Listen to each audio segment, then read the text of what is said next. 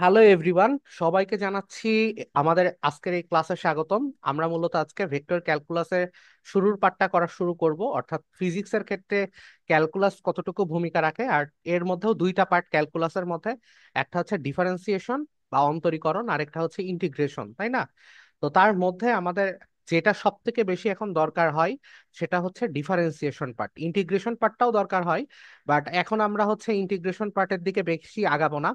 বরং যখন আমরা ম্যাথমেটিক্স পড়ে ফেলবো অলরেডি, তো তখন আমাদের কাছে ইন্টিগ্রেশন পার্টটা অনেক সহজ তুলনামূলক মনে হবে।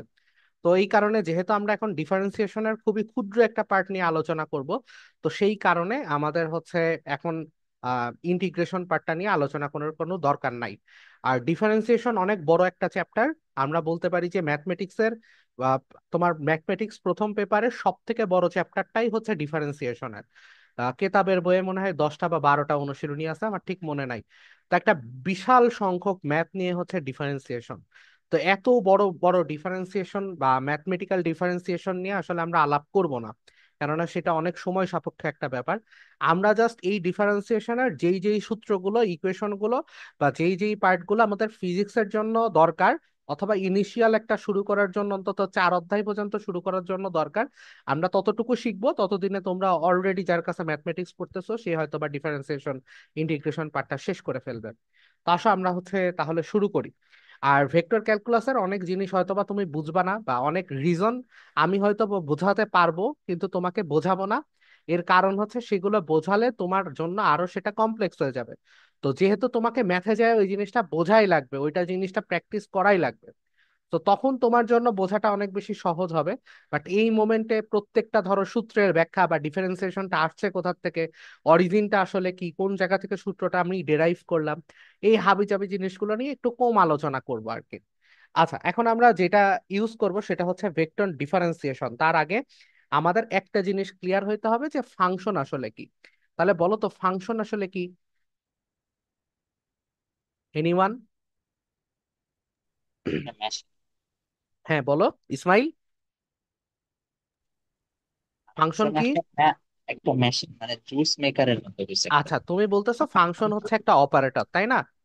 আচ্ছা, জি ভাই। ঠিক আছে, ফাংশন একটা অপারেটর। আর এনিওয়ান?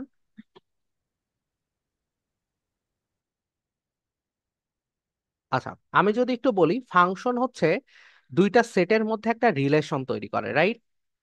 ধরো এ আর বি হচ্ছে একটা, দুইটা সেট, সেই দুইটা সেটের মধ্যে কো রিলেশন তৈরি করাটাই হচ্ছে একটা ফাংশনের কাজ। তো যেমন ধরো তোমার হইতে পারে সেটা হচ্ছে যে স্মরণের সাথে দূরত্বের একটা মানে তোমার সময়ের সাথে দূরত্বের একটা ফাংশন হতে পারে। তার মানে এক্স ইজিক্যাল টু, আমি ধরো লিখলাম যে 6t³ প্লাস 5t²। তাহলে এই ক্ষেত্রে কি করলাম আমি, যে সময়ের সাথে সাথে সময়ের একটা সেট 1 2 3 4, সেটার সাথে সাথে আমি এখানে স্মরণের একটা কি করলাম, সম্পর্ক তৈরি করলাম না, রাইট? তার মানে আমরা জাস্ট একটা ফাংশন দিয়ে আসলে কি করি, এটাকে আমি বলতে পারি হচ্ছে ফাংশন অফ টি। এই এক্সটাকে আমরা কি বলতে পারি, ফাংশন অফ টি বলতে পারি না? এই ছেলে পেলে বলতে পারি তো? ভাইয়া 6 টি কিউ এর পরে প্লাস লিখছেন? হ্যাঁ হ্যাঁ, প্লাস লিখছে, এটা প্লাস, প্লাস। আচ্ছা। আচ্ছা, তো এই এই যে এইটাকে আমরা কি বলতে পারি, এটাকে আমরা বলতে পারি না যে দুইটা সেট, একটা হচ্ছে সময়ের সেট আর একটা হচ্ছে স্মরণের সেট, এই দুজনের মধ্যে কোরিলেশন করছে কি, ফাংশন অফ টি অথবা এক্স স্মরণ। তো এই যে জায়গাটায় আমরা কি হ্যাঁ। করতেছি, একটা ফাংশনকে আমরা কি করতেছি, দুইটা সেটের কোরিলেশন হিসাবে আসলে প্রকাশ করতেছি। এবং এটাকে কি আমরা গ্রাফিক্যাল রিপ্রেজেন্টেশন করতে পারি না? সেটা কিভাবে রিপ্রেজেন্টেশন করতে পারি, যে এই বরাবর আমি এক্স এক্সিস ধরলাম, আর এই বরাবর আমরা ওয়াই এক্সিস বা সরণকে ধরলাম। তারপর আমি কি করলাম, এখানে এই বরাবর একটা ধরো গ্রাফ অঙ্কন করলাম, এমন যেমন যেমনই গ্রাফ হোক না কেন সেটা আমরা অঙ্কন করলাম। তাহলে মূলত ফাংশন এবং একটা গ্রাফিক্যাল রিপ্রেজেন্টেশন অফ ফাংশন, এই দুইটা জিনিস নিয়ে আসলে ক্লিয়ার, যে ফাংশন এবং graphical graphical representation of function কি। তাহলে ফাংশন জিনিসটা সম্পর্কে আমরা মোটামুটি একটা ক্লিয়ার ধারণা পাইছি। এরপরে আমাদের যেটা সম্পর্কে ধারণা পাইতে হবে সেটাকে হচ্ছে লিমিট বলে। কি বলে? লিমিট। লিমিট বলে। লিমিটের আগে আমাদের এখন ফাংশন হয় হচ্ছে দুই ধরনের। একটাকে বলা হয় কি কন্টিনিউয়াস ফাংশন, আরেকটা কি বলো দেখি? লিমিটেড। একটা হচ্ছে কন্টিনিউয়াস ফাংশন আর একটা নন কন্টিনিউয়াস ফাংশন, বা যেখানে আমাদের কি থাকবে, ব্রেক থাকবে, তাই না? ব্রেক থাকবে এরকম একটা একটা পয়েন্ট, একটা পয়েন্টে ব্রেক আছে এরকম একটা ফাংশন দেখতে কেমন? যেমন কন্টিনিউয়াস ফাংশন দেখতে কেমন? কন্টিনিউয়াস ফাংশন দেখতে হচ্ছে এরকম, যে 5x একটা ফাংশন ধরো, function of x is equal to 5x। এটা কি একটা কন্টিনিউয়াস ফাংশন না? কেন কন্টিনিউয়াস ফাংশন? সেটা দেখতে এরকম আজীবন চলতে থাকবে, এরকম ধর একটা রেখা তৈরি হইলো, তো সেটা কি জি আজীবন ভাই। চলতে থাকবে না? তো সেটার কি কোনো হ্যাঁ ভাইয়া। পয়েন্টে ব্রেক আছে? ব্রেক নাই। কিন্তু ধরো না। তোমার লিমিটের ধারণা কোথা থেকে আসছে সেটা আর কি আমি একটু বোঝানোর চেষ্টা করতেছি। কিন্তু ধরো একটা ফাংশন আছে যেটা হচ্ছে function of x equal to 1/x। এটা কি একটা ব্রেক আলা ফাংশন না? অর্থাৎ এটা একটা নন কন্টিনিউয়াস ফাংশন না, বা ডিসকন্টিনিউয়াস, মানে ডিসকন্টিনিউয়াস ফাংশন না, অর্থাৎ এখানে কি অবশ্যই তার কি জিরো পয়েন্টে কোনো মান আছে বা ভ্যালু আছে? না। না। আসো আমরা ফাংশনটা একটু না। গ্রাফিক্যালি দেখার চেষ্টা করি, হ্যাঁ? তাহলে আমাদের প্রথম আমরা বললাম কি 5x ফাংশনটা, দেখো 5x ফাংশনটা যদি বসাই তাহলে এইভাবে কি রেখাটা চলে গেছে, রাইট? মানে জাস্ট এই রেখাটা চলে গেছে। এখানে কোনো তোমার প্রত্যেকটা বিন্দুর জন্যই আমরা কি ওয়াই এক্সিস এর একটা মান পাচ্ছি, তাহলে এক্স এর প্রত্যেকটা মানের জন্য ওয়াই এর একটা মান পাচ্ছি, তাহলে এটা কি একটা কন্টিনিউয়াস ফাংশন, রাইট? আর আমরা যদি এরকম করি যে ধরো একটা ফাংশন হচ্ছে 1/x, 1/x, আহ কি 1/x, দেখো তো এই ফাংশনটা 1/x ফাংশনটা দেখতে কেমন বলো দেখি? এমন না? দেখা যাচ্ছে? দেখা যাচ্ছে। যাচ্ছে? দেখো তো, এক্স এর ভ্যালু যখন -ইনফিনিটি তখন এটা এটা একটা মান দিচ্ছে, রাইট? মানে এক্স এর ভ্যালু যখন জিরোর কাছাকাছি তখন একটা সে ভ্যালু দিচ্ছে। আবার এক্স এর মান যখন একদম 0.011 তখন সে একটা ভ্যালু দিচ্ছে +ইনফিনিটির সমান প্রায়। কিন্তু একদম এক্স ইজিক্যাল টু জিরো বিন্দুতে কি সে কোনো ভ্যালু দিচ্ছে? না। তাহলে এইটা কি একটা ডিসকন্টিনিউয়াস ফাংশন না? জি ভাই।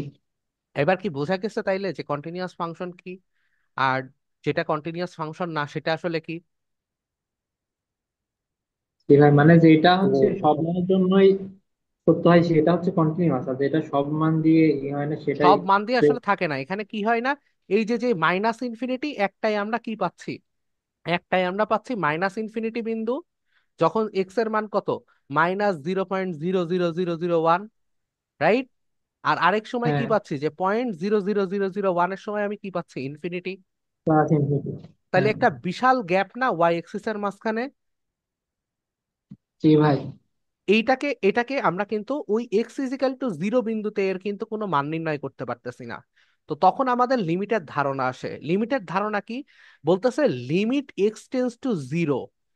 লিমিট কি বলতেছে? X tends to zero. এই limit x tends to zero মানে হচ্ছে এইটার মান জিরো না, কিন্তু জিরোর কাছাকাছি। কি বলতেছে বলো দেখি? Limit x tends to zero মানে কি? সেটার মান জিরো না কিন্তু জিরোর কাছাকাছি, তার মানে কি 0.00001। কথা কি বুঝছো নাকি বুঝোনি? বুঝছি ভাই, কিন্তু লিমিট এক্স এর পরে ওটা কি বললেন? X tends to zero, x tends. Tends to, হ্যাঁ হ্যাঁ, মানে এক্স এর বৈশিষ্ট্য 10 জিরোর দিকে যাচ্ছে। টেন্স মানে হ্যাঁ প্রবণতা, হ্যাঁ। প্রবণতা এক্স টেন্স টু জিরো, তার মানে এক্স এর প্রবণতা কত, শূন্যের দিকে। কথা কি বোঝা গেছে? হ্যাঁ ভাই, বুঝছি ভাই। বুঝছো? তাহলে দেখো আবার ধরো x² - 4 আর x-2, বলো দেখি এইটার যদি তুমি f(x) হয়, তাহলে এইটা ইজিক্যাল টু, যদি তুমি x=0, x=2 বিন্দুতে এটার কি মান পাওয়া যাবে না ভাই, থিওরিটিক্যালি? অসম্ভব। হবে না। কিন্তু এটাকে যদি তুমি একটু সমীকরণটাকে ভেঙে লিখো তাহলে কি x+2 পাবা না? কেমনে হ্যাঁ। ভেঙে লিখলাম? x-2 into x+2, x minus জি টু ভাই। এবার আসো আমরা গ্রাফিক্যালি একটু তখন হবে। রিপ্রেজেন্টেশন করা শুরু করি। তার মানে এখানে কিন্তু আমরা একটা ভ্যালু পাচ্ছি, তাই না, 4? হ্যাঁ। কিন্তু যদি সমীকরণটা সলভ না করি, ডিরেক্টলি 2 বসাই দিই, তাইলে কত নিচে জিরো চলে আসতেছে না? জি ভাই, অসংখ্য। অসংজ্ঞায়িত জি হয়ে ভাই। যাচ্ছে। তখন আমরা আসলে দেখার চেষ্টা করি যে এইটার, আমরা এইটা আসলে দেখতে কেমন হওয়ার কথা, আসলে একটু দেখার চেষ্টা করি। আমাদের কি হইলো, এক্স স্কোয়ার, ভাই ডাইরেক্টলি মান বসায় দিয়ে হ্যাঁ হ্যাঁ, ডাইরেক্টলি মান বসালে কি মান বেরোচ্ছিল? না। না ভাই, অসংখ্যায়িত। হ্যাঁ। তাহলে এক্স স্কোয়ার মাইনাস ধরো 4 ছিল উপরে, আর ভাগ আমাদের কি ছিল, x square x minus two, তাই না? এক্স মাইনাস হ্যাঁ, টু। X minus. দেখো তো গ্রাফিক্যালি এর কি এক্স ইজিক্যাল টু টু বিন্দুতে মান আসে না আসলে? আছে। হ্যাঁ, আছে। কিন্তু এক্স ইজিক্যাল টু টু বিন্দুতে কি মান দেখাচ্ছে বলো দেখি, মান কি আসলে আছে? ফোর। লেখো কি লেখা আছে ওখানে, 4 লেখা আছে? আনডিফাইন্ড। আনডিফাইন্ড। না না। আনডিফাইন্ড, তাহলে কিছু কিছু ক্ষেত্রে আমরা দেখতেছি যে থিওরিটিক্যালি আমাদের কিন্তু আনডিফাইন্ড আসতেছে। কিন্তু আমি যদি এমন করতাম যে এক্স ইজিক্যাল টু টু না, কিন্তু আমি এক্স ইজিক্যাল টু এখানে ডিরেক্টলি মান বসাবো, কিন্তু সেই মানটা আমি কত বসাইলাম, সেই মানটা এখানে এক্স এর জায়গায় তুমি বসাও 2.00001। এটা বসাও তো, বসাইলে এখানে কি মান আসে বলো দেখি, ক্যালকুলেটরে আর বসাও। ডিরেক্টলি বসাবো, ডিরেক্টলি? হ্যাঁ, বুঝিনি তোমার কথা। ডিরেক্টলি বসাবো। হ্যাঁ হ্যাঁ, ডিরেক্টলি এই মানটা বসাও, আচ্ছা আচ্ছা। 2.00001। দেখো তো মান আসে কিনা। আসে ভাই। আসে, কত আসে, 4 পয়েন্ট সামথিং না, বা 4? জি। তাহলে আমরা কি বুঝতে পারলাম, আমরা বুঝতে পারলাম যে লিমিট আসলে কি করে। লিমিট আসলে বোঝায় যে ভাই ওই দুইয়ের আশেপাশে একটা মানকে বোঝায়। কথা কি ক্লিয়ার? এবং কেমন আশেপাশের মানকে বোঝায়, খুবই ক্ষুদ্র, মানে এক্স টেন্স টু টু, মানে কি 2.00001, টু এর খুবই কাছাকাছি। কথা কি ক্লিয়ার নাকি ক্লিয়ার না? বুঝছি ভাই, লিমিট মানে একদম সম্পূর্ণ ওই পর্যন্ত যাবে না, ওর কাছাকাছি যাবে। ওর কাছাকাছি যাবে, কিন্তু কি খুবই ক্ষুদ্র পরিমাণ বৃদ্ধি। ক্লিয়ার তাইলে? হ্যাঁ হ্যাঁ হ্যাঁ এখন হ্যাঁ। আসো আমরা আরেকটা ধারণা সম্পর্কে জানবো, আমরা আবার গ্রাফে যাই। আমরা প্রথম গ্রাফটাই এখন আসো মুভ করি। এই রেখাটার একটা ঢাল আছে না? জি ভাই। ঢালটা আসলে জি কি ভাই, আছে বলো তো। দেখি, ঢালটা আসলে কি বলো। হাল ঢাল, সমান হয় যে ওয়াই এর পরিবর্তন বা এক্স এক্সিস এর আচ্ছা, পরিবর্তন। ও একটা ভালো কথা বলছে যে ঢাল মানে হচ্ছে, ঢালকে আমরা এইভাবে একটা ব্যাখ্যা করতে পারি যে কোন একটা জিনিসের ঢাল, ঢাল মানে হচ্ছে ওয়াই এক্সিস এর পরিবর্তন ভার্সেস এক্স এক্সিস এর পরিবর্তন। রাইট, এটা ডেল দ্বারা প্রকাশ করলাম ধরো। ঠিক আছে, যে ওয়াই এক্সিস এর পরিবর্তন ভাগ এক্স এক্সিস এর পরিবর্তন। ঢাল মানে আরেকটা জিনিস আছে কোণের সাথে সম্পর্ক, সেটাকে কি বলা হয়? এক্স ট্যান অক্ষের থিটা। ধনাত্মক দিকের সাথে কোণ। রাইট, এক্স অক্ষের হ্যাঁ জি হ্যাঁ। ধনাত্মক, ভাই। হ্যাঁ। এক্স অক্ষের ধনাত্মক দিকের সাথে কোণ। তাহলে এইটা হচ্ছে কি ট্যান থেটা। তাহলে এবং ঢাল মানে আরেকটা জিনিস আছে, সেটা হচ্ছে যে ওই জিনিসটা কতটুকু ঢালুভাবে উপরের দিকে উঠবে অথবা নিচের দিকে নামবে, অথবা ওই বস্তুটার পরিবর্তনটা আসলে কি হারে হবে। রাইট, তো জি আমরা ভাই। ঢাল মানে কি করছিলাম, যে ধরো এরকম 2 নাম্বার বিন্দুতে দুইটা মান বসাচ্ছিলাম, তাহলে 2 নাম্বার বিন্দুতে মান কি কি, 0 পয়েন্ট, ধরো এক্স অক্ষের 0.4 বিন্দুতে কি কি 0.4 আর 2। রাইট, মানে এক্স এর মান একটা কার্তেশীয় মান হচ্ছে 0.4, আরেকটা কত 2, এই গ্রাফ থেকে নিলাম। ঠিক আছে, হ্যাঁ। আর এইখান থেকে আমরা নিলাম, জি ভাই। এখান থেকে ধরো আরেকটা মান নিলাম। সুন্দর একটা মান নিয়ে আসো, কত নেওয়া যায়, 1.64 আর 8.2। তাহলে 1.64 আর 8.2, তাহলে এইটার যে পরিবর্তন বলো দেখি, এই পরিবর্তন বা এখান থেকে ঢালটা আসলে কত?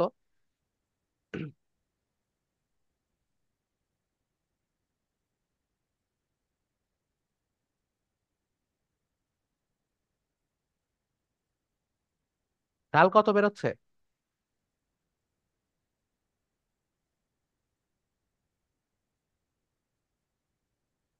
এম এর মান কত বেরোচ্ছে বলো? ফাইভ আসছে। 5 আসতেছে, রাইট। তাহলে আমরা বুঝলাম এম এর মান হচ্ছে 5। তাহলে আমরা আসলে যেই ঘটনাটা করি, যে আমরা যখন ঢাল বের করি, সেই ঢালটাকে বলি হচ্ছে 2 - 0.4, আর এইখানে 8.2 - 1.64। এখন তোমরা আসো যে ঝামেলাটা কোথায়। ঝামেলাটা হচ্ছে এটা একটা সরল রেখা, তার মানে এর প্রত্যেকটা বিন্দুতে ঢালের মান সেম। অর্থাৎ আমি যদি আরবিটারিলি আরো দুইটা পয়েন্ট নিতাম, তাও কি ঢালের মান এক্স্যাক্টলি 5ই বেরোইতো। এটা নিয়ে কি জি কোনো ভাই। সন্দেহ আছে না, যে ভাই না 5 না বেরোতো না? না ভাই, ফাইভ আসবে। 5 আসবে। কিন্তু এবার আমি আসলে একটু জ্ঞানজাম করে দিই। কি কাঞ্চাম করলাম? ধরো 5x² প্লাস তোমার 6x³ x6x³ প্লাস তোমার 9, 9। এখন বলো, এই বিন্দুর যা ঢাল, এই বিন্দুর কি সেই ঢাল, এই বিন্দুর কি সেই ঢাল, না না না। এই বিন্দুর কি সেই না ঢাল, না এই না। বিন্দুর সেই ঢাল? না প্রত্যেকটা ভাই। বিন্দুর ঢাল কি চেঞ্জ হয়ে গেছে না? হ্যাঁ। তাহলে এখন কি ঝামেলা না? কি ভাই? এখন আসো যে ভাই ঢাল কেন এতক্ষণ আলোচনা করছি, এটাও তো একটা দরকারি প্রশ্ন যে ভাই ঢাল কেন নির্ণয় করব, রাইট? কি ভাই? দেখো, ফিজিক্সের যতগুলো আমরা টার্ম পড়ি, যত কিছু পড়ি, বেশিরভাগই হচ্ছে ঢাল। যেমন ধরো আমরা এর আগে গ্রাফিক্যাল রিপ্রেজেন্টেশন যখন দেখছি, তখন দেখছি না সরণ বনাম সময়ের ঢালটা আমরা কি পাচ্ছিলাম? বেগ। আবার বেগ বনাম সময়ের ঢালটা আমরা কি পাচ্ছিলাম? কারণ ত্বরণ। ত্বরণ বনাম সময়ের ঢাল আবার কি পাচ্ছিলাম? জার্ক। বেগের তাহলে পরিবর্তন। এভরিথিং, এভরি মোমেন্টে আমরা কি সবকিছু পরিবর্তন দিয়ে মেজার করি, রাইট? কি ভাই? ঢাল হ্যাঁ। দিয়ে মেজার করি। এক নাম্বার সমস্যা। দুই নাম্বার জিনিস, আমরা যে এতদিন পড়ে আসছি সমবেগে বস্তু, বল প্রয়োগে বস্তুর ত্বরণ, সবকিছু সম সম পড়ে আসছি না? কিন্তু বাস্তব দুনিয়ায় কি সম কি ঘটে? ভাই? না না। বাস্তব দুনিয়ায় যদি সম না ঘটে, যদি বাস্তব দুনিয়ায় অসমই ঘটে, তাহলে সমীকরণ দেখতে কি এরকম না? মানে বহুঘাতী সমীকরণ না? জি ভাই। তাহলে বহুঘাতী সমীকরণ সলভ করার জন্য অবশ্যই এই প্রত্যেকটা বিন্দুর ঢালকে নিয়ে আবার আমাদের আরেকটা সমীকরণ গঠন করতে হবে। ক্লিয়ার? মানে এই বিন্দুর ঢাল এক্স এর জন্য, এই বিন্দুর ঢাল এক্স এর জন্য, এই বিন্দুর ঢাল এক্স এর জন্য, সেটার জন্য একটা সমীকরণ আমাকে প্রকাশ করতে হবে, যে সমীকরণটা এক্স এর সাথে সাথে চেঞ্জকে নির্দেশ করবে। কথা কি বুঝছো? হ্যাঁ। মানে হ্যাঁ। ঢালটা তো কনস্ট্যান্ট না। কনস্ট্যান্ট না মানে কি? এখানে অবশ্যই এক এক ফাংশনের মতো একটা সম্পর্ক আছে। একটা ফাংশনের মতো এখানেও ঢালের সেট আর এক্স এর সেট, এই দুইটার মধ্যে আমাকে একটা কোরিলেশন তৈরি করতে হবে, যদি কি ওই ভাই? এক্সাক্ট মোমেন্টের ঢালটাকে পাইতে হয়। এই বাকিটা কি আমার কথাবার্তা বুঝছো নাকি কঠিন লাগতেছে? আমি কিন্তু মেলা সহজভাবে বোঝানোর চেষ্টা করছি। বুঝছি ভাই, বুঝছি। বুঝে গেছে তাই না? জি তাহলে ভাই। এতটুকু যদি বোঝা যায় তাহলে তো সবই বুঝে ফেলিছ। তাহলে আমাদের যে ডিফারেন্সিয়েশন, সেই ডিফারেন্সিয়েশনটাও হচ্ছে সেম জিনিস, যে কোন একটা সমীকরণ আছে, সেই সমীকরণের ঢালের সমীকরণ তৈরি করা। কি বললাম? কোন একটা সমীকরণের সমীকরণ আছে ঢালের সেই সমীকরণ সমীকরণের তৈরি করা। ঢালের সমীকরণ ঢালের তৈরি করে। সমীকরণ তৈরি করা। ধামের সমীকরণ। এবার তুমি চিন্তা করো, এইখানে যে তুমি ওয়াই অক্ষের পরিবর্তনটা নিবা, এই ওয়াই অক্ষের পরিবর্তনটা যদি এইখানে একটা মান ধরো আর এইখানে একটা মান ধরো, তাইলে কি সেটা ওয়াই অক্ষের পরিবর্তনটা ভালো পরিবর্তন হবে? নাকি এইখানে একটা মান ধরো আর এর পাশেই একটু মান ধরো, সেটা ভালো পরিবর্তন পাওয়া যাবে? দ্বিতীয়টা বেশি পাশাপাশি ভালো। থেকে ভালো হবে। তাহলে পাশাপাশি এক্স এর খুবই ক্ষুদ্র পরিবর্তনের জন্য যদি ওয়াই এর খুবই ক্ষুদ্র পরিবর্তন নিই, তাহলে আমি এক্সাক্ট ঢালটা ভালো মতো পাবো না? জি ভাই। কথা কি বোঝা গেছে? জি ভাই। বাকিরা কি বুঝতে পারতেছো? জি ভাই। হ্যাঁ ভাই। তো এই কারণে তাইলে আমার এই যে ক্ষুদ্র পরিমাণ পরিবর্তন, এই ক্ষুদ্র পরিমাণ পরিবর্তনটাকেই বলা হয় কি? তার ডেরিভেটিভস। বুঝছো? এখন আসো সেই হ্যাঁ। ফাংশনের ডেরিভেটিভস আমরা এখন সেই জিনিসটাই শিখবো। তাহলে আমরা বুঝলাম এই যে যে ক্ষুদ্র পরিমাণ ঠিক আছে। পরিবর্তন বা ক্ষুদ্র পরিমাণ মানের জন্য আমাদের যে ঢালের পরিবর্তন আসবে, সেটা থেকেই বলে আমরা আছে রে ভাই। ডিফারেন্সিয়েশন করব। হ্যাঁ বলো। আহ, কিছু বলতে চাচ্ছিলে তুমি? আপনাকে না ভাই, সরি। আচ্ছা, হ্যাঁ, আমি শুনতে পাচ্ছি। এখন আসো যে আমরা তাহলে হচ্ছে অন্তরীকরণ বা ডিফারেন্সিয়েশনটা শুরু করি।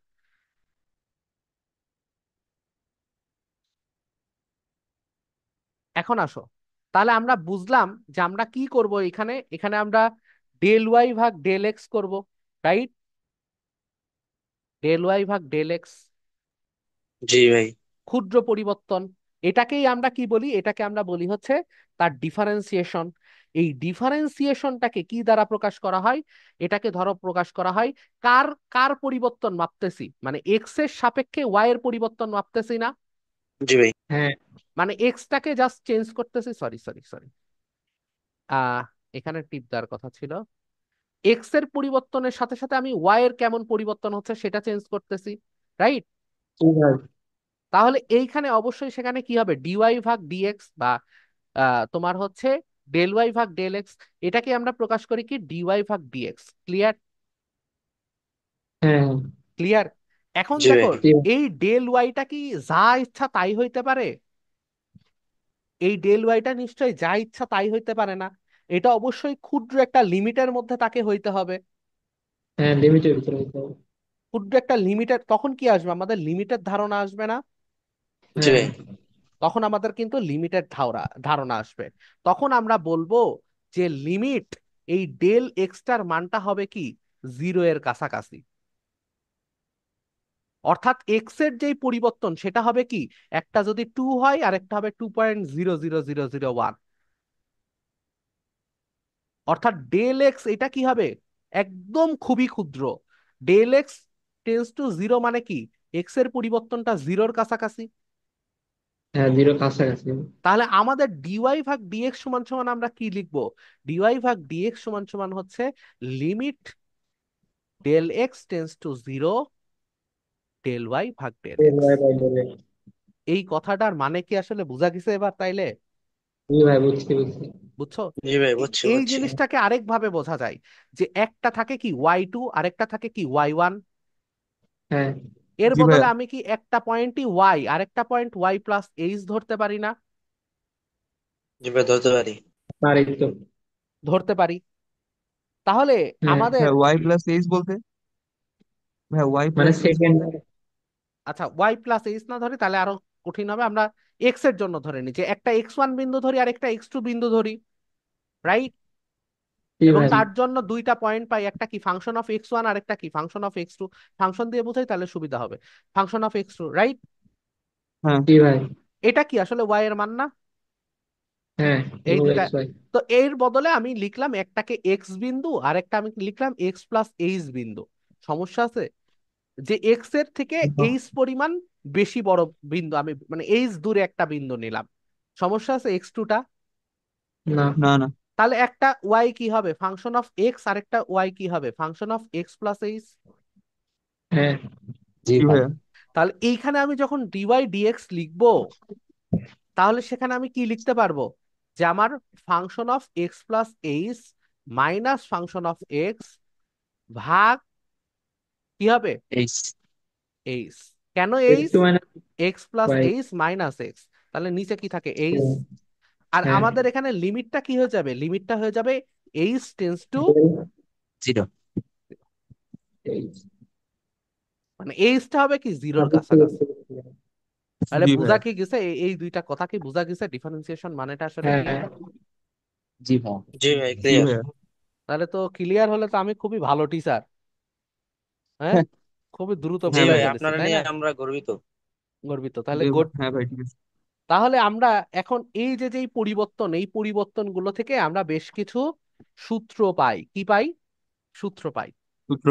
তো এখন আমরা কিছু সূত্র এখান থেকে পায়ে পড়বো। এখন এই সূত্রগুলোর অরিজিন কোথায়, তোমাদের মনে মনে প্রশ্ন আসতে পারে। যেমন আমাদের যে প্রথম সূত্র, সেই প্রথম সূত্রটা হ্যাঁ, হইতেছে, বলতেছে যে ddx অফ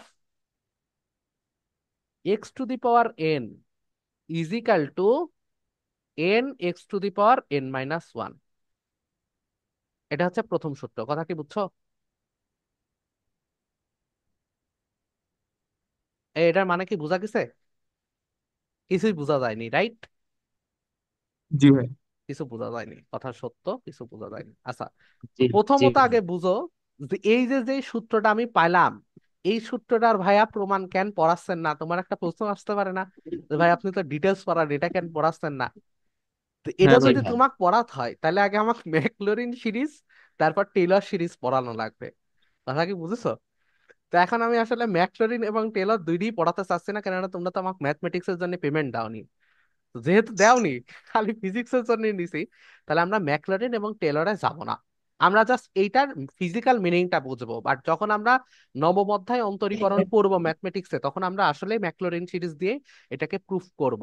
হ্যাঁ, মানে প্রুফ আসলে আছে এবং তোমাদের পড়াও লাগবে। এখন আসো যে এটার মানেটা কি, মানে হচ্ছে তুমি যদি কোন একটা ইকুয়েশন থাকে যে function of x is equal to ধরো 5x, কিছুক্ষণ আগে আমরা বের করলাম না ঢাল, কিছুক্ষণ আগেই তো বের করলাম, রাইট? তাহলে এই function of x equal to কি ওয়াই না? তাহলে তুমি যদি এইটার ঢাল নির্ণয় করো, তাহলে এই সমীকরণের ঢাল নির্ণয় করা হবে না? এই কথা বলো, ঢাল নির্ণয় করা হবে না? হ্যাঁ। জি জি ভাই। ভাই। তাহলে এইটা কি আছে, function of x to the power one আসলে। হ্যাঁ। এইবার দেখো এর মাথার উপর ওয়ান আছে, তাইলে এটা কি দেখতে এন এর মতো না, x to the power N এর মতো না? হ্যাঁ, তাহলে এই এন এর এনটাকে মান আমি কি ওয়ান। করব, আগে আনবো। তারপর এক্স আমি এক্স এর মতো বসাইলাম। আর এন মাইনাস ওয়ান মানে কত? ওয়ান মাইনাস ওয়ান তার মানে কত? জিরো। তাহলে এক্স এর উপর কত বসবে? One minus zero. ওয়ান বা তাহলে কত হইলো? এখানে আমাদের আরেকটা ধ্রুবক ওয়ান। ছিল, ধ্রুবকটা আমাদের গুণ আকারে থাকবে, সরি, ধ্রুবকটা আমাদের গুণ আকারে থাকবে। এই যে ফাইভ, ফাইভ কে ডিফারেন্সিয়েশন করলে ওই ফাইভই থাকবে আর কি। মানে এখানে যেহেতু কনস্ট্যান্টটা গুণ আকারে আছে এটার সাথে, তাহলে five into one into x to the power কত হবে? Zero. X to the power zero মানে কত? ওয়ান। তাহলে ওয়ান। কত হয়? পাঁচ। ফাইভ। ভাই সূত্রে তো ধ্রুবকটা লেখেননি। কোনটা ধ্রুবকটা? ধ্রুবকটা যদি আমি সূত্রে লিখি, সূত্রে। আচ্ছা নাও ধ্রুবকটা যদি লিখি, তাহলে এমন লিখলাম, ধরো a x to the power n. তাহলে কি হবে? এ এর মতো থাকবে, এন এন এক্স আসবে to the power n minus one. X to the power n minus. মানে যখনই কোন একটা ফাংশন এরকম এক্স এর সাথে কোন একটা ধ্রুবক থাকবে, জি সহগ ভাই থাকবে, বলছি। সেই সহগ তার মতোই করেই থাকবে। ঠিক আছে, ক্লিয়ার? এখন যদি তুমি দেখো যে আমাদের ওই হ্যাঁ। সমীকরণটা একটু দেখো, যে জি ভাই। ফাইভ এক্স আমরা লিখছিলাম, দেখো ফাইভ এক্স যদি লিখি, তাহলে এইখানকার এর প্রত্যেকটা ঢাল কি হবে বলো দেখি? পাসই না? তাহলে এর যেই পরবর্তীতে ঢালের সমীকরণ হবে এক্স এর মানের সাথে সাথে, সেটা দেখতে কেমন? এরকম, তোমার y equal to five, y equal to five, এরকম না? অর্থাৎ দেখো, এক্স এর মান যখন দুই, তখন এর যে ঢাল হবে সেটা এখানে রিপ্রেজেন্ট করতেছে। আমার কথা কি বুঝছো নাকি বুঝো নাই? হ্যাঁ, একটু আবার বলেন। আমি বললাম যে এই যে যেই ধরো x equal, y equal to five x, এটা কি ছিল? ওই সমীকরণটা, নির্দিষ্ট সমীকরণটা, এর প্রত্যেকটা পয়েন্টে হ্যাঁ। ঢালই কত? পাঁচ না? হ্যাঁ, মানে এইটা, কাজ করে। এই এই লেকচারটা ছিল হচ্ছে এক্স এক্সিস বনাম ওয়াই এক্সিস এর সাথে, কথা কি বুঝছো? এই হ্যাঁ, এই বুঝছি। লেকচারটা ছিল হচ্ছে এক্স এক্সিস বনাম ওয়াই এক্সিস এর সাথে। মানে এইটা এইটা এইটা, এই রেখাটা। আর এইটা আসলে কার সাথে? এইটা হচ্ছে এক্স এক্সিস বনাম তোমার এক্স। ডিওয়াই ডিএক্স এর সাথে, অর্থাৎ ঢালের সাথে।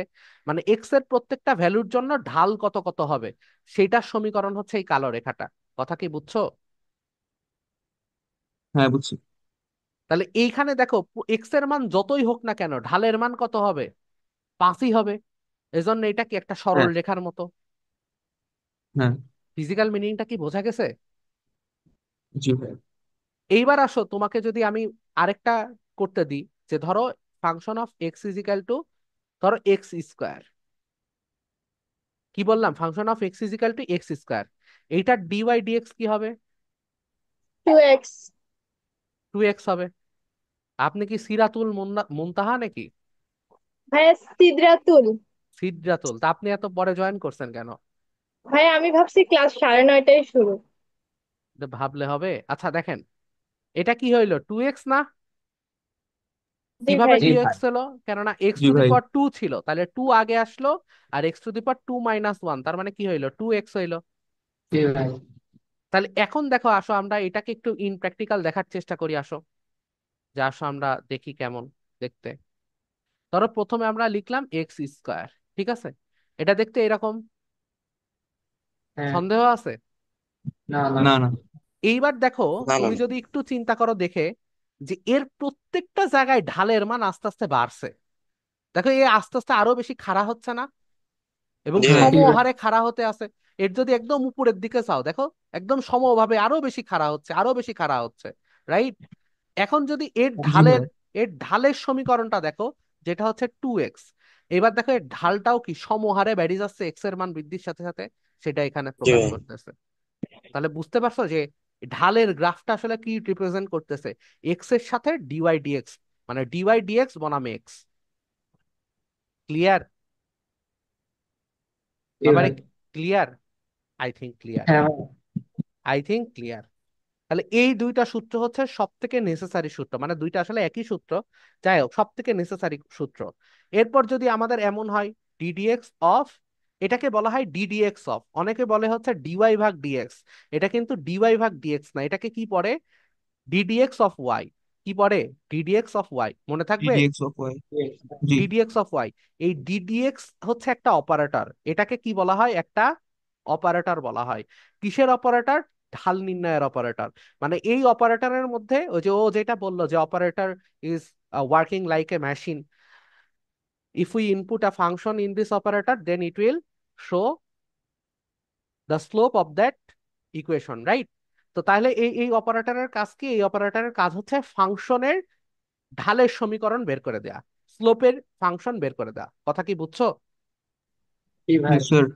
আচ্ছা, তাহলে ডিডিএক্স অফ এক্স যদি আমি বসাই, তাহলে ডিডিএক্স অফ এক্স মানে কি? X to the power one, তাহলে ওয়ান আগে চলে আসলো, আর এক্স টু দি পাওয়ার কি হবে? ওয়ান মাইনাস ওয়ান, তার মানে কত? জিরো না? X to the power zero না?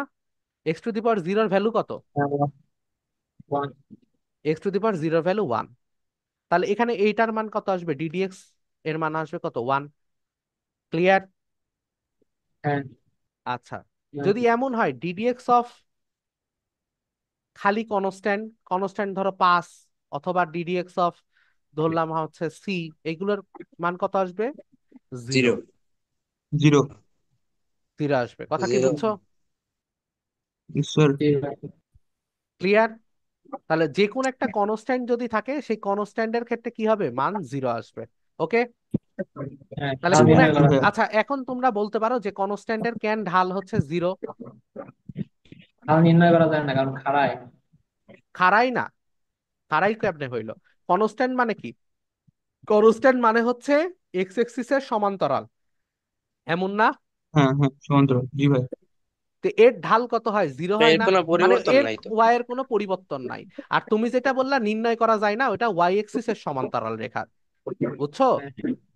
ওটা কিন্তু এক্স এক্সিসের সমান্তরাল রেখা না। ইসমাইল যেটা বললা সেটা উল্টা বললা। যাই হোক, এটার কিন্তু ওয়াই এর কোনো পরিবর্তনই হচ্ছে না। আমি বলি না ভাইয়া। আচ্ছা যাই হোক, যে ইচ্ছা বলছো, সমস্যা নাই। ফ্যাক্ট হচ্ছে যে তাইলে এইটার ক্ষেত্রে কি হচ্ছে? এক্স এক্সিসের সমান্তরাল রেখা, তার ক্ষেত্রে ঢাল কত হবে? জিরো। ক্লিয়ার? আরো জি কিছু ভাই। সমীকরণ আছে যে এরকম হচ্ছে তোমার, আরো কিছু ইকুয়েশন আছে। অনেকগুলো ইকুয়েশন তোমাদের বইয়ে দেওয়া আছে, বাট ফিজিক্স বইয়েও দেওয়া আছে, বাট এগুলো আসলে দরকার নাই, কেননা ম্যাথমেটিক্সে যে আমরা এত পরিমাণ প্র্যাকটিস করব বা এত পরিমাণ ম্যাথ আছে যে এটা ফিজিক্সে হুদাই এখন বার্ডেন নিয়ে, মানে বেসিক না শিখে বা সূত্র কিভাবে আসলো সেটা না শিখে তোমার এই সূত্রগুলো মুখস্থ করার তো কোনো মানে নাই, যেটা আমার কোনো দরকার নাই। তারপরেও আমরা হচ্ছে ত্রিকোণমিতির জাস্ট বেসিক একটু সূত্র শিখে রাখি, যে ডিডিএক্স অফ কজ এক্স যদি হয় তাহলে কি হবে? তাহলে আমরা পাবো হচ্ছে কজ এক্স, পাইলে আমরা পাবো হচ্ছে কি? Minus sine x. Minus sine x. আর যদি ডিডিএক্স অফ সাইন এক্স বসাই তাহলে সেখানে আমরা পাবো কি? Cos x. এতটুকু। আর টেন এক্স থাকলেও আমরা পাবো, ঠিক আছে, এগুলো নিয়ে টেনশন নাই। সেক স্কোয়ার এক্স পাবো, বাট এখন আমাদের ওইগুলো শিখার দরকার নাই। আমরা মোটামুটি এই কয়টা সূত্র জানলে ফিজিক্সের 4 অধ্যায় পর্যন্ত আমরা চলে যেতে পারবো ডিফারেন্সিয়েশন। ওকে, ভাই নিচের দুইটা আমি খালি মুখস্থ করবো। কোনটা মুখস্থ করবা? এটা তো মনেই থাকবে না। নিচের মানে দুইটা, নিচের দুইটা। হ্যাঁ, নিচের দুইটা জাস্ট এখন মনে রাখো। আর এটাও যদি একটু ফিজিক্যালি তোমাকে দেখাইতে চাই যে একটা কজ এক্স এর সমীকরণ দেখতে কেমন হয়, এমন না? কজ এক্স এর সমীকরণ, জি জি ভাই। ভাইয়া। আচ্ছা বলো দেখি এই পয়েন্টে ঢাল কত? কোন পয়েন্টে? এই যে এই পিক পয়েন্টে, x zero. Equal to zero zero. পয়েন্টে। হ্যাঁ, জিরো। জিরো। এই তোমরা কি এটা বুঝো যে ঢাল কেন জিরো এই পয়েন্টে? ওইটা এক্স অক্ষের সমান্তরাল। এটা কিন্তু একটা এক্স অক্ষের সমান্তরাল বিন্দু, তার মানে এখানে যদি তুমি ট্যানজেন্ট আঁকো সেই ট্যানজেন্টটা দেখতে কেমন জিরো হবে? আসবে। এমন হবে, এমন হবে। এক্স অক্ষের সমান্তরাল রেখা হবে না এখানকার ট্যানজেন্ট? ট্যানজেন্ট মানে কি এই সুরাটা? ট্যানজেন্ট মানে ঢাল। কি? ঢাল। হ্যাঁ, এই ট্যানজেন্ট মানে ঢাল। স্পর্শ। ট্যানজেন্ট মানে ঢাল হবে কি? স্লোপ মানে ঢাল। স্পর্শক, ওই যে বক্ররেখার স্পর্শকই তো ঢাল। হ্যাঁ, তাহলে এটা ও ঠিকই বলেছে, আসলে কথা ঠিকই বলেছে। যাই হোক, তাহলে এটা ট্যানজেন্ট বা স্পর্শক যদি আঁকাও তাহলে সেটা কি হবে? এক্স অক্ষের সমান্তরাল। সেই প্রত্যেকটা পিক ভ্যালু অথবা মিন ভ্যালু, এগুলো কি পিক ভ্যালু না? মানে এর থেকে বড় তো হইতে পারবে না ওই রিজিয়নে। তো এই জন্য এটাকে কি বলা হয়? জি পিক ভ্যালু ভাইয়া। বলা হয়। তাহলে এইগুলো সবই কি ঢাল জিরো না? এইগুলো এই পয়েন্টে, এই জি পয়েন্টে। ভাই। আচ্ছা, এখন একটা জিনিস চিন্তা করো, একটুখানি চিন্তা করো তো ভাই, যে এইখানকার ক্ষেত্রে ঢাল জিরো হচ্ছে কোথায়? এক্স ইজিক্যাল টু জিরো বিন্দুতে। এখানকার ঢাল জিরো হচ্ছে কোন বিন্দুতে? এক্স ইজিক্যাল টু হ্যাঁ জিরো বিন্দুতে না? এইবার জি ভাই। তাইলে আমি যদি ঢালের ইকুয়েশন করি তাইলে কি হবে? Minus sine x. জি ভাইয়া। এইবার দেখো তো তুমি এক্স ইজিক্যাল টু জিরো বিন্দুতে ঢাল এখানে কত আসছিল? হ্যাঁ জিরো। এখানে এবার দেখো তো মানে আহ এখানে একটু কনফিউশন লাগতে পারে। নীল রেখা যেটা সেটা হচ্ছে কজ এক্স এর ইকুয়েশন। কথা কি বোঝা গেছে? এটা হচ্ছে কজ এক্স এর ইকুয়েশন। আর কালো যে রেখাটা সেটা জি কি? ভাইয়া। মাইনাস সাইন এক্স এর ইকুয়েশন। তো কজ এক্স এর ইকুয়েশনটা কি ছিল? কজ এক্স এর ইকুয়েশনটা ছিল ওয়াই জি ভাইয়া। ভার্সেস এক্স এর গ্রাফ। আর মাইনাস সাইন এক্স এর ইকুয়েশনটা কি ছিল? ডিওয়াই ভাগ ডিএক্স এর ভার্সেস এক্স এর গ্রাফ। এখন ক্লিয়ার? এখন ক্লিয়ার? জি ভাইয়া। এখন আমরা চলো একটু মিলায়ে দেখি। আমাদের এই নীল রেখার এখানে আমি পাইলাম পিক ভ্যালু কোথায়? জিরো বিন্দুতে। তাইলে তুমি বলো তো এক্স ইজিক্যাল টু জিরো বিন্দুতে ডিওয়াই ডিএক্স এর মান কত? জিরো হওয়ার কথা, ঢাল জিরো হওয়ার কথা। হ্যাঁ। এই দেখো হুম। মাইনাস সাইন এক্স এ যায় জিরো হয়েছে। মাইনাস সাইন এক্স এর গ্রাফে দেখো জিরো বিন্দুতে কত হয়েছে? জিরো হয়েছে না? জি ভাইয়া। কথা কি ক্লিয়ার? আবার দেখো আরেকটা পিক ভ্যালু কোথায় আছে? আরেকটা পিক ভ্যালু এখানে আছে না? যেখানে যায় এখানে যদি একটা টেনজেন্ট আঁকাও সেটা কি হবে? একটা টেনজেন্ট যদি এখানে আঁকাও তাহলে কি হবে সেটা? আবার ঢাল জিরো হবে একদম পিক ভ্যালুতে, এই যে মাইনাস ওয়ান বিন্দুতে। জি ভাই। লোয়ার এই পয়েন্ট। এবার এখানে দেখো লোয়ার পয়েন্ট, এখানেও কত হয়েছে? ঢাল জিরো না? মাইনাস ওয়ান বিন্দুতে, জি ভাইয়া। মাইনাস সাইন এক্স এ। তাহলে কি তুমি বুঝতে পারতেছো যে এই যে যে নীল রেখাটা আছে যেটা কজ এক্স এর রেখা, এই কজ এক্স এর রেখার ঢাল গুলো কি এই মাইনাস সাইন এক্স এর রেখাটা রিপ্রেজেন্ট করতেছে? জি ভাই। এই বাকিরা কি বুঝছো নাকি খালি খালি জি ভাই বলতেছো? বুঝছি ভাই হালকা হালকা। বুঝতে পারছো হ্যাঁ তাইলে জি। আরেকবার বুঝাই দেন। কোনটা বুঝাবো ভাইয়া? এই কজ এক্স সাইন এক্স। এই সাইফ আছো না? সাইফ যে বললা জি ভাই জি ভাই, সাইফ একটু বুঝাও দেখি। ইসমাইল আমি। কোনটা বলবো ভাই? যে এই যে যে ও বললো যে এতটুকু বুঝতে পারেনি যে কজ এক্স এর ডিফারেন্সিয়েশন মাইনাস সাইন এক্স, এটার গ্রাফিক্যাল রিপ্রেজেন্টেশন বুঝতে পারেনি। তুমি একটু বোঝানোর চেষ্টা করো ওকে, না পারলে তারপর আমি বোঝাচ্ছি, সমস্যা নাই। ওই যে হ্যাঁ। প্রথমে সাইন এক্স এর ডিফারেন্সিয়েশন করলে পরে কজ এক্স পাওয়া যাবে না। এবার কজ এক্স এই থেকে আবার কজ এক্স এরই ডিফারেন্সিয়েশন করছি আমরা। হ্যাঁ, এবার কজ এক্স কে পুনরায় ডিফারেন্সিয়েশন করলে মাইনাস সাইন এক্স পাওয়া যাবে না। এবারে মাইনাস সাইন এক্স কিভাবে পাওয়া যায়? এটা হলো ওই যে এই কজ এক্স তো শুরু হয়েছে ওই যে ওই ওই বিন্দু থেকে, ওই যে এই যে এই ওই জিরো বিন্দু। কমা জিরো, এই যে এই হ্যাঁ, 0,1 বিন্দু থেকে, তাই না? ওয়ান বিন্দু থেকে, হ্যাঁ ওইখানে। যেহেতু ওই 0,1 বিন্দু, তাহলে ওইটা হলো এক্স অক্ষের সমান্তরাল। তাহলে পরে ওখানে ঢাল জিরো। আর হলো ঢাল সর্বোচ্চ হয় হলো ওই যে দুই দুই বিন্দু আছে না এক্স, হ্যাঁ ওইটা ওই জায়গায় সর্বোচ্চ হয়। আর এই জায়গায় হলো তোমার সাইন এক্স এ হয় হলো জিরো, নিচের দিকে লোয়ার পয়েন্টে। হ্যাঁ। আচ্ছা তুমি একটু বুঝাতে কষ্ট হচ্ছে, দাঁড়াও আমি একটু বুঝাচ্ছি। এই যে আপনি একটু নীল বোঝান তো রেখাটা ভাই। দেখতেছো, নীল রেখাটা কি কজ এক্স এর একটা ইকুয়েশন? বুঝছো? এই কে বুঝতে পারছিলাম না সে একটু মিক অন করো। আহ কে বুঝতে পারছিল না এর আগে? ভাই আমি সিমিয়াত। আচ্ছা সিমিয়াত, এবার দেখো এই যে যে নীল রেখাটা আছে এটা হচ্ছে কি কজ এক্স এর ইকুয়েশন, ঠিক আছে? হ্যাঁ হ্যাঁ এই কজ এক্স এর ইকুয়েশন রিপ্রেজেন্ট করতেছে কি ওয়াই ভার্সেস এক্স এর একটা গ্রাফ। মানে এক্স এর মানের সাথে সাথে হ্যাঁ। সে কজ এক্স এর একটা মান দিচ্ছে। ক্লিয়ার? মানে এক্স এর মান জিরোতে একটা মান দিচ্ছে, এক্স এর মান ওয়ানে একটা মান দিচ্ছে। কার মান দিচ্ছে? কজ এক্স এর মান দিচ্ছে। ক্লিয়ার? হুম ক্লিয়ার। আর এই নিচের যে কালো রেখাটা আছে এইটা কি বললাম? এটা হচ্ছে মাইনাস সাইন এক্স এর একটা গ্রাফ। তো মাইনাস সাইন এক্স এর গ্রাফ কি করতেছে? ডিওয়াই ডিএক্স অর্থাৎ এই ওয়াই এর পরিবর্তনের একটা গ্রাফিক্যাল রিপ্রেজেন্টেশন দিচ্ছে কার সাথে সাথে? এক্স এর সাপেক্ষে। তার মানে এক্স ইজিক্যাল টু ওয়ান বিন্দুতে এই কজ এক্স এর যা ঢাল সেটা আমরা পাবো কি মাইনাস সাইন এক্স এর গ্রাফে। ক্লিয়ার? ঠিক আছে। এক্স ইজিক্যাল টু জিরো বিন্দুতে নীল হ্যাঁ। গ্রাফ আমাকে দেখাবে হচ্ছে কজ এক্স এর মান, আর এই কজ এক্স এর মানের গ্রাফের যে ঢাল সেটা দেখাবে কি কালো রেখাটা। বুঝতে পারছো? জি এইবার ভাই। আরেকটা জিনিস বুঝো যে যেই জায়গায় এইরকম আরবিটারিলি চেঞ্জ হচ্ছে এবং যেই জায়গাতে আমার সর্বোচ্চ পিক ভ্যালু কেমনে বুঝলাম? যে এইখানে এসে দেখো 0.-3-তে দেখো 9.55, আবার এইখানেও দেখো কত বাড়ালেও 9.22, কিন্তু এই জায়গায় গেলে কত 1, তাইলে এটা কি পিক ভ্যালু না? এটা কি একটা জি পিক ভাইয়া। ভ্যালু না? এই পিক ভ্যালুর ক্ষেত্রে এইটা কি হয়েছে, তাহলে এইখানে যদি তুমি একটা স্পর্শক আঁকো, সেই স্পর্শকটা কি হবে? এক্স অক্ষের সমান্তরাল একটা রেখা হবে। নাইলে তো অন্যভাবে যে কোনো ভাবে আঁকালেই তো এটা সেট করবে গ্রাফকে।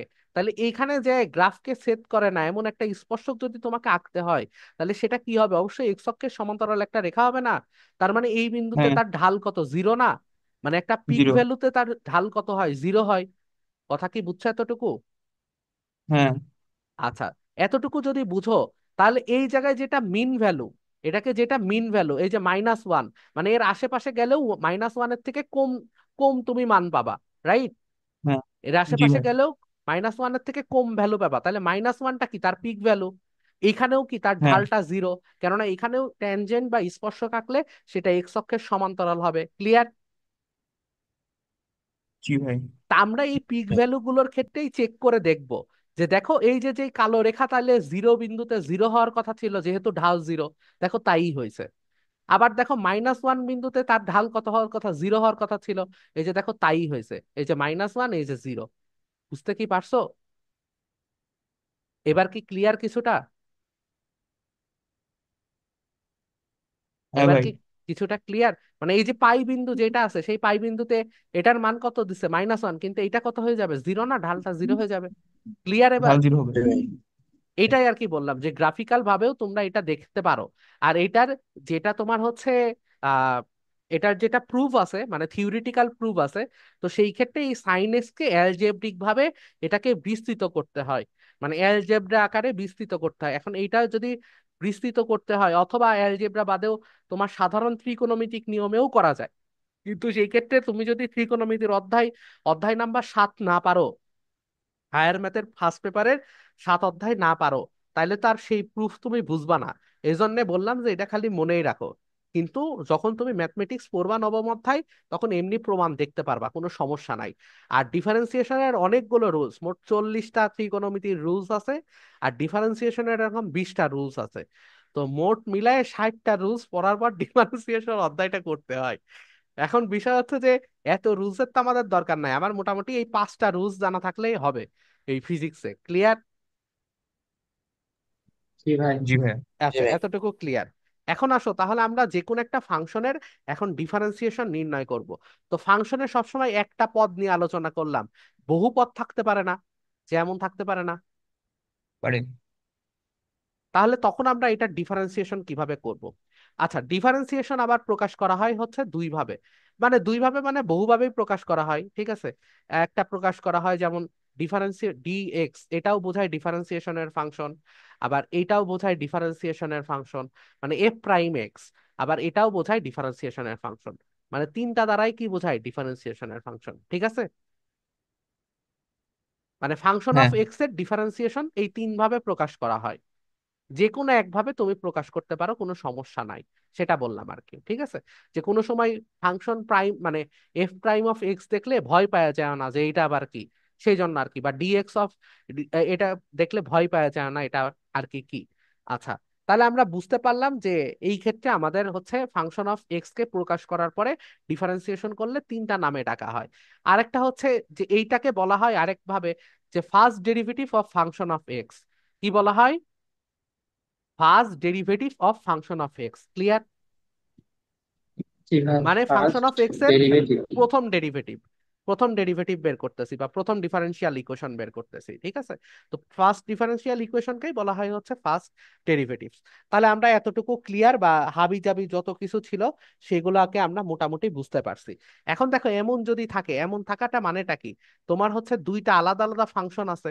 তো এটাকে যদি আমরা ভেক্টর রূপে একটু কল্পনা করি, তাহলে আমরা ধরতে পারি যে এটা হচ্ছে একটা ধরো 5x² আছে। তাহলে এটা কি একটা নির্দিষ্ট ভেক্টর না? আমরা যেহেতু ভেক্টর অধ্যায় পড়তেছি, ভেক্টর আকার একটু লিখতেছি, এমন না? তাহলে দুইটা আলাদা আলাদা ভেক্টর না? এটা একটা এ ভেক্টর, এটা একটা বি ভেক্টর না? দুইটার যোগফল না? জি। তো আমাদের যদি এমন থাকে জি। যে ডিডিএক্স অফ দুইটা আলাদা আলাদা ভেক্টর, একটা হচ্ছে এ ভেক্টর আর একটা হচ্ছে বি ভেক্টর, তো সেটাকে আমরা কি লিখতে পারি? আলাদা করে ফেলতে পারি, অর্থাৎ এমন জি লিখতে ভাই। পারি। ঠিক আছে? জি এই ভাইয়া। ক্লিয়ার?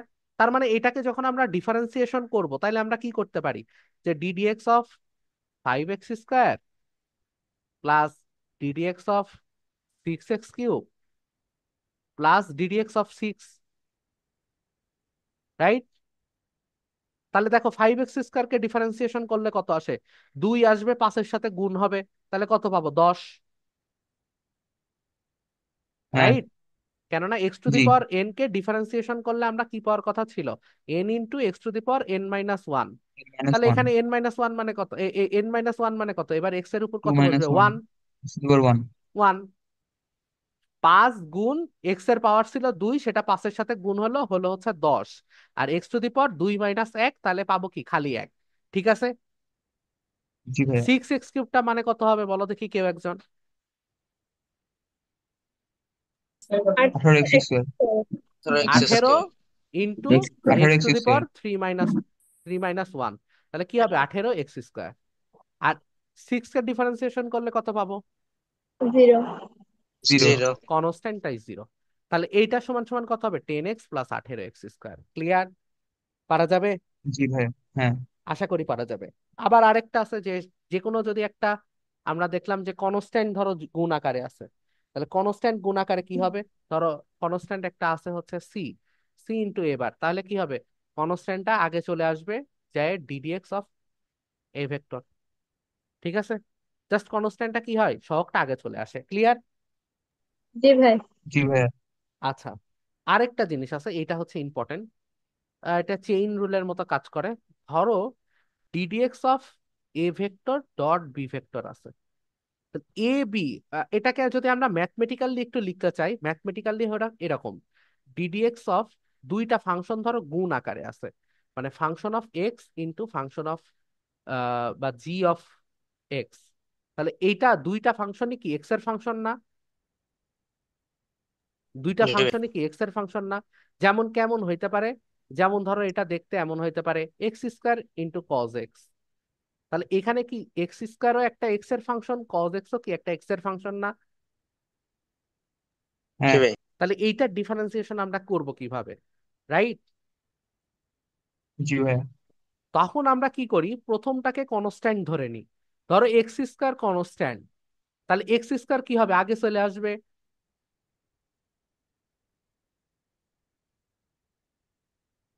জি ডিডিএক্স ভাই। Of x² into cos x, এটার ধরে ডিফারেন্সিয়েশন করতেছি, তাহলে x² কে আমরা কি ধরবো, কনস্ট্যান্ট, তাহলে x² আগে চলে আসলো, আর কার ডিফারেন্সিয়েশন হবে, d dx of cos x plus, তাই মাইনাস। এইবার আমরা কি করব, কজ এক্সটাকে ধরবো হচ্ছে, মানে এটার মান যাই হোক সেটা নিয়ে আমাদের পরবর্তীতে আলোচনা, এবার আমরা কি ধরবো, কজ এক্সটাকেই কি ধরবো,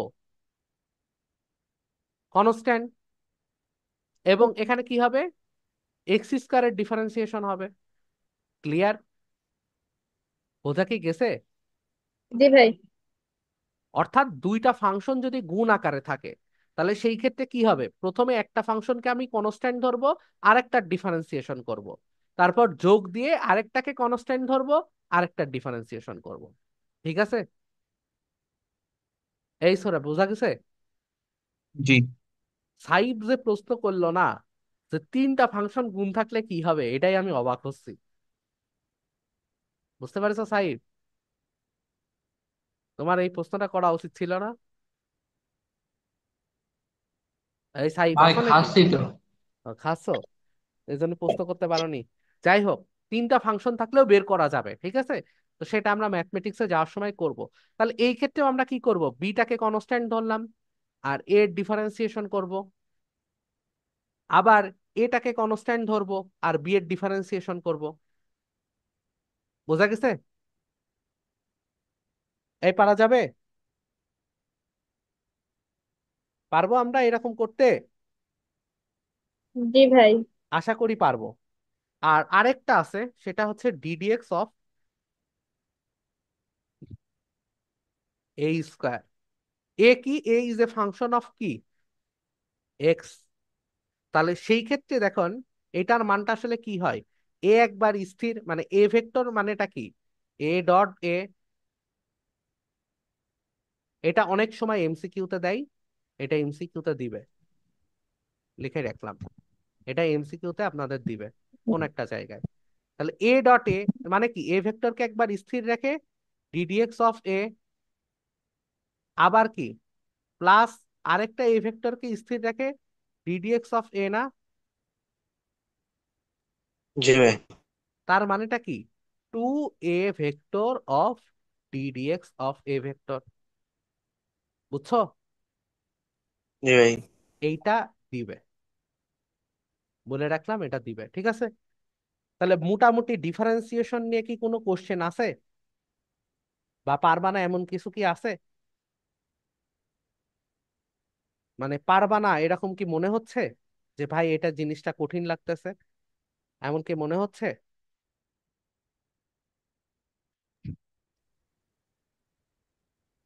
আশা করি মনে হচ্ছে না, তাই না? ভাই ম্যাথ প্রবলেম দেখলে বোঝা যাবে। আচ্ছা আসেন, তাহলে যেহেতু বললো যে ম্যাথ প্রবলেম দেখলে বোঝা যাবে, তাহলে একটা ম্যাথ প্রবলেম করি আমরা। যেমন ধরো ধরো একটা অবস্থান ভেক্টর দেওয়া আছে আর, তাহলে সেই আর অবস্থান ভেক্টর ইজিক্যাল টু কি লেখা আছে, যে তোমার সময়ের সাথে সাথে 2t i cap plus 3t² J cap. এটার মানে কি, একটু বাংলা মানে কেউ আমাকে একটু বলো দেখি।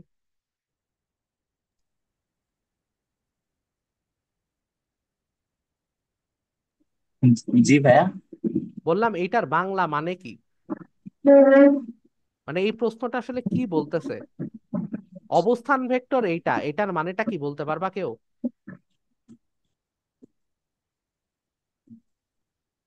2t i cap plus 3t J cap, এটার মানেটা কি? এক্স মানে তাহলে সে অবস্থান বলছে। মানে সে এক্স অক্ষ বরাবর আর ওয়াই অক্ষ বরাবর, ধরো এটা হচ্ছে i ক্যাপ ধরলা, এটা ধরো জে ক্যাপ ধরলা। তার মানে কণাটা কেমনে গতিশীল, টি এর মান একবার 0 ধরো, তাহলে 0,0 বিন্দুতে। 1 ধরো, তাহলে কি হবে 2, আর 3, 3 বিন্দুতে, এমন। তারপর কত হবে, টি এর মান 2 ধরো, তাহলে 4, আর কত, 3 গুণ তোমার 4, তাহলে 12 বিন্দুতে। তাহলে কণাটা গতিশীল কি এইভাবে না? জি। তাহলে এমন একটা কণার তোমাকে কি করতে হবে, বেগ এবং ত্বরণ নির্ণয় করতে হবে। তাহলে এটা কি সুষমভাবে বৃদ্ধি করছে সরণের হার, মানে সরণ কি সুষমভাবে বৃদ্ধি করছে? না ভাই। তাহলে এর বিভিন্ন টি এর মানের জন্য বিভিন্ন বেগ পাবো না? তাহলে নর্মাল নিয়মে কি বলতে পারবো বেগ 5 মিটার পার সেকেন্ড? না। না। তাহলে অবশ্যই ভেক্টর দিয়ে বলতে হবে। তাহলে এই যে যেই বেগটা মানে কি, বেগটা মানে হচ্ছে সময়ের সাপেক্ষে অবস্থানের হার, অবস্থানের পরিবর্তনের হার, সময়ের সাপেক্ষে অবস্থানের পরিবর্তনের হার, এটাই তো বেগ, তাই না? তাহলে ভেলোসিটি ভি ভেক্টর সমান সমান কি হবে, ডি আর ভেক্টর, মানে dt of r, r vector, right? এই লাইনটা মানে কি বুঝছো, যে বেগ হচ্ছে সময়ের সাথে সাথে অবস্থানের পরিবর্তনের হার। তো সেটাই কি আমরা লিখছি না, ডিডিটি অফ আর। জি ভাই। জি ভাই। তাহলে এইটাকে যদি আমরা করি, যে ডিডিটি অফ আর মানে কি ছিল, আর মানে ছিল হচ্ছে 2t i cap plus 3t² J cap. তাহলে এই দুইজনকে আলাদা আলাদা ভেক্টর হিসাবে কাউন্ট করে আমরা কি ডিফারেন্সিয়েশন করতে পারি না? মানে 2t-র একবার ডিফারেন্সিয়েশন করব, 3t² এর একবার ডিফারেন্সিয়েশন করব। তাহলে 2t এর ডিফারেন্সিয়েশন কত হয়?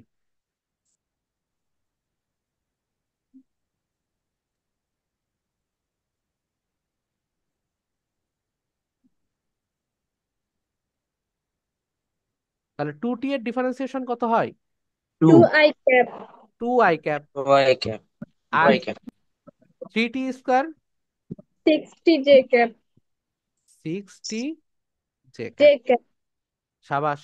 তাহলে এইটা হচ্ছে আমাদের কি ভি ভেক্টর। এইটার এখন এসেনশিয়াল বা নেসেসিটিটা কি? তোমাকে ধরো বললো 10 সেকেন্ড পর বস্তুটার বেগ কত, তুমি ফট করে বলে দিতে পারবা কি, 2i cap plus 60 J cap. কথা কি বুঝছো নাকি বুঝো নাই? জি ভাই। জি ভাই। বুঝছো। এখন যদি ত্বরণ নির্ণয় করতে হয়, ত্বরণটা কি? ত্বরণটা আবার ডিডিটি অফ তোমার ভি সাথে ভেক্টর, বেগের পরিবর্তনের। বেগের পরিবর্তনের জি হার, ভাই, ডিডি সাবাস। ভাই। তাহলে ডিডিটি অফ 2i ক্যাপ, এবার আমরা এক লাইনেই করি, প্লাস প্লাস 60 60 জে জি ক্যাপ। ক্যাপ। তাহলে 2i ক্যাপের ভ্যালু কত, 0, কনস্ট্যান্ট, জি ভাই। Plus 60 J cap, six. তাহলে কি হবে? Six six six J J cap. Cap. তাহলে আমাদের ত্বরণ কত হবে? 6 J cap.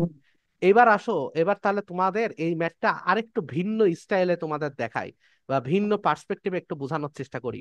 2t i cap মানেটা কি? সে আই বা এক্স এক্সিস বরাবর তার পরিবর্তনটা একটা সরল রেখার মতো না? জি ভাই। হ্যাঁ সরল রেখার মতো যদি এক্স এক্সিস বরাবর তার পরিবর্তনের হার হয়, তাহলে কি তার কোনো ত্বরণ আছে? না সে সমবেগে যাচ্ছে? সমবেগে। সমবেগ। এই কারণে দেখো এক্স এক্সিস বরাবর তার ত্বরণ 0। কথা কি বুঝছো নাকি বুঝো নাই? জি ভাই, বুঝতে পারছি। আচ্ছা কিন্তু আচ্ছা ওয়াই, হ্যাঁ। এটা কিন্তু প্রাসে লাগবে। প্রাসে তোমরা দেখবা, প্রাসের ক্ষেত্রে কি হয়, একটা নিক্ষিপ্ত বস্তুকে উপরে মানে এরকম ছুঁড়ে মারা হয়। যখন ছুঁড়ে মারা হয় তার এক্স এক্সিস বরাবর থাকে সমবেগ, কিন্তু ওয়াই এক্সিস বরাবর তার থাকে ত্বরণ।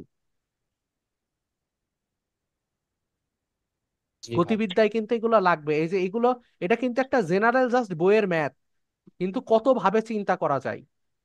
যে চিন্তা করবে, যে রিলেট করতে পারবে, তার পড়াশোনাটা সহজ হবে। আমি বলছি না সে একরোল হবা, সে ক্লাসে ফার্স্ট বয় হবা, বোর্ড ফার্স্ট হবা, আমি সেটার গ্যারান্টি দিতে পারছি না, কিন্তু সে একটু ভালো মতো বুঝতে পারবা, পড়াটা আত্মস্থ করতে পারবা বা ভিজুয়ালাইজ করতে পারবা। তো এইরকম ঘটনা কিন্তু ঘটবে প্রাসে, যে এক্স এক্সিস বরাবর তার মুভমেন্ট হচ্ছে সমবেগ, কিন্তু ওয়াই এক্সিস বরাবর 3t স্কোয়ার। তার মানে এটা কি একটা পলিনোমিয়াল ইকুয়েশন? তার মানে কি এটা অবশ্যই অবশ্যই কিসে আছে? ত্বরণে আছে না? জি ভাই। তাহলে ওয়াই এক্সিস বরাবর দেখো তার ত্বরণ আছে, বা জে ক্যাপ বরাবর তার ত্বরণ আছে। কথা কি বুঝছো নাকি কিছু বুঝোনি? বুঝছি। বুঝিছো? তাহলে খুবই গুড। এইবার তাহলে আমরা একটা খুবই কঠিন জিনিসে যাব। কিসে যাব?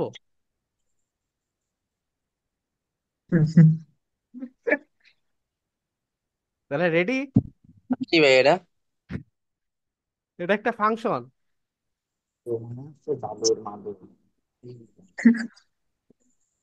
তাহলে সবাই রেডি তো? কেউই দেখছি রেডি জি ভাই। বলতেছে না, হেলিয়া, তাই না? জি ভাই। রেডি।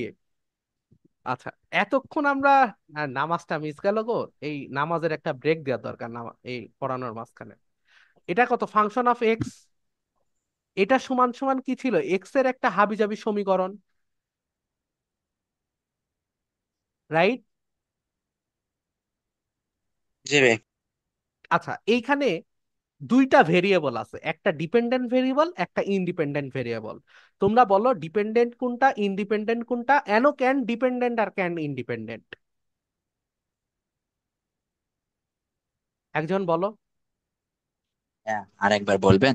বললাম এই যে এই function of x equal to 6x² plus 6x plus 5, এই ক্ষেত্রে দুইটা আমার ভেরিয়েবল আছে, একটা ইন্ডিপেন্ডেন্ট ভেরিয়েবল আর একটা ডিপেন্ডেন্ট ভেরিয়েবল। তোমরা বলো কোনটা ইন্ডিপেন্ডেন্ট ভেরিয়েবল আর কোনটা ডিপেন্ডেন্ট ভেরিয়েবল? মানে ফাংশন অফ এক্স মানে কি? ওয়াই। তো এখানে ডিপেন্ডেন্ট ভেরিয়েবল ওয়াই নাকি এক্স?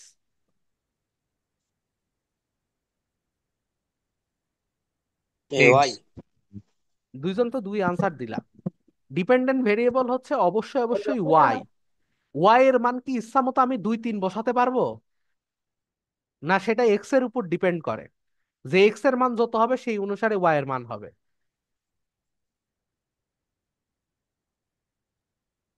এক্স এর মানের উপর সে ডিপেন্ড করে না ওয়াই এর মানটা। ওয়াই এর মান ইচ্ছা মতো বসানো যায়? হ্যাঁ। না ভাই। বসানো যায় না। তাহলে জেডার মান ইচ্ছা মতো বসাইতে পারবা না, সেটাকে বলা হয় ডিপেন্ডেন্ট ভেরিয়েবল বা অধীন চলক। অর্থাৎ তার আচ্ছা। মান ইচ্ছা মতো বসানো যায় না। তাইলে ওয়াইটা কি? অধীন চলক বা ডিপেন্ডেন্ট ভেরিয়েবল, সে ডিপেন্ড করে। আর ইন্ডিপেন্ডেন্ট ভেরিয়েবল কি? এক্স।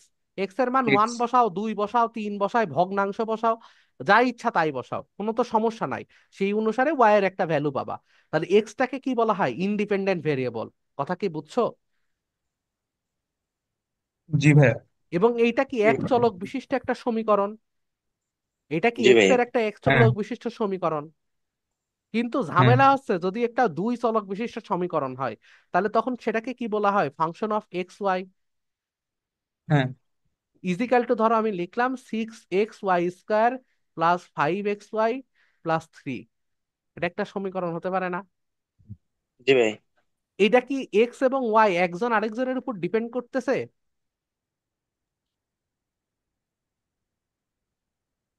তুমি এক্স এর মানও 1 2 3 4 বসাতে পারো, ওয়াই এর মানও 1 2 3 4 বসাতে পারো, যা ওই ইচ্ছা তাই বসাতে পারো, ডিপেন্ড করতেছে একজনের মান আরেকজনের উপরে। না। না না ভাই, তাহলে এইখানে কি দুইটাই ইন্ডিপেন্ডেন্ট ভেরিয়েবল। এতটুকু হুম। কথা কি বুঝতে পারিছো নাকি বুঝনি? বুঝছি জি ভাই। ভাইয়া বুঝছি। এতটুকু কথা বুঝতে পারলে তো পুরোটাই বুঝে গেছো। গুড, তো অনেক দূর বুঝে গেছো। এখন ইন্ডিপেন্ডেন্ট ভেরিয়েবল যখন হয়, তখন এইটা সমান সমান নিশ্চয় আরেকটা মান বসাইতে হবে, যেটা হচ্ছে জেড, জি ভাই। যেটা কি একটা ডিপেন্ডেন্ট ভেরিয়েবল। তো সেটাই আমরা আঁকাইছি, দেখো এক্স এর মান একটা করে বসাইছি, এই বরাবর এক্স এর একটা মান বসাইছি, লাল কালি নি, এই বরাবর এক্স এর একটা ভ্যালু বসাইছি, লাল কালি নিলেও তো দেখা যায় না, দাঁড়া হলুদ কালি নিয়ে দেখি, এই বরাবর এক্স এর একটা ভ্যালু বসাইছি, আর এই বরাবর কি ওয়াই এর একটা ভ্যালু বসাইছি। ভ্যালু বসাই এরকম একটা গ্রাফ পাবো না আমরা, কার্ভের মতো, মানে একটা 3D হ্যাঁ। কার্ভ পাবো না। জি। জি কথা ভাই। কি বুঝছো নাকি বুঝো নাই? একটা 3D কার্ভ পাবো। কি পাবো? একটা 3D কার্ভ পাবো, যেখানে এইখানে কি হবে, এক্স এর একটা ভ্যালু আছে, এখানেও এক্স এর একটা ভ্যালু আছে, এখানে একটা এক্স এর ভ্যালু আছে, এখানেও একটা এক্স এর ভ্যালু আছে, এবং দুই পজিশনে কি এক্স ওয়াই এর x y x y x y এরকম করে ভ্যালু আছে। তাহলে এমন একটা আমরা কার্ভ পাবো। কথা কি বুঝছো নাকি বুঝোনি? আই থিঙ্ক বুঝা গেছে, বুঝছি। তাই না? আই থিঙ্ক বুঝতে পারছো। তাহলে একটা দুইটা যদি ইন্ডিপেন্ডেন্ট ভেরিয়েবল থাকে, তাহলে গ্রাফটা দেখতে এমন হয়। এবার একটু কল্পনা করো তো, তিনটাই যদি ইন্ডিপেন্ডেন্ট ভেরিয়েবল হইতো তাইলে কেমন হইতো? 4 ডাইমেনশনাল হয় ভাই। হয়, ফাংশন অফ এক্স ওয়াই সে- জেড হয় না, function of X comma Y comma Z. 4 পর্যন্ত দেখিনি ভাই। আসো দেখাই তোমাদের, এই যে এরকম হতো, বুঝছো? এই যে এরকম হয়তো, বুঝছো? এই যে এরকম হয়তো, দেখছো? বুঝা গেছে? কেমন দেখতে এটা? হ্যাঁ। এখন এইগুলো কেমন দেখতে বা কিভাবে হয়, এগুলো নিয়ে আমরা এখন আলোচনা না করি, তাই না? তাহলে তোমাদের মনে হয় মাথা বাস্ট করতে পারে। কথা কি ঠিক বলেছি না ভুল বলেছি? ঠিক। নাকি তোমাদের বোঝানো লাগবে এখন? বুঝালে তোমাদের ছবিটা মাথা আসলে বাস্ট করবে না, বুঝছো? ছবিটা কিন্তু সুন্দরই লাগছে। ছবি তো সুন্দরই লাগবে। এখন একটা ভেজাল আছে, একটা কি আছে, ভেজাল আছে। ভেজালটা হচ্ছে, দেখো এবারে তুমি ঢাল নির্ণয় করবা কি করি? হ্যাঁ ওইটাই।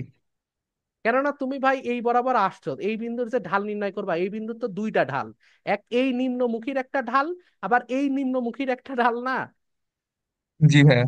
তো দুইটা ঢাল হয়ে যাচ্ছে না?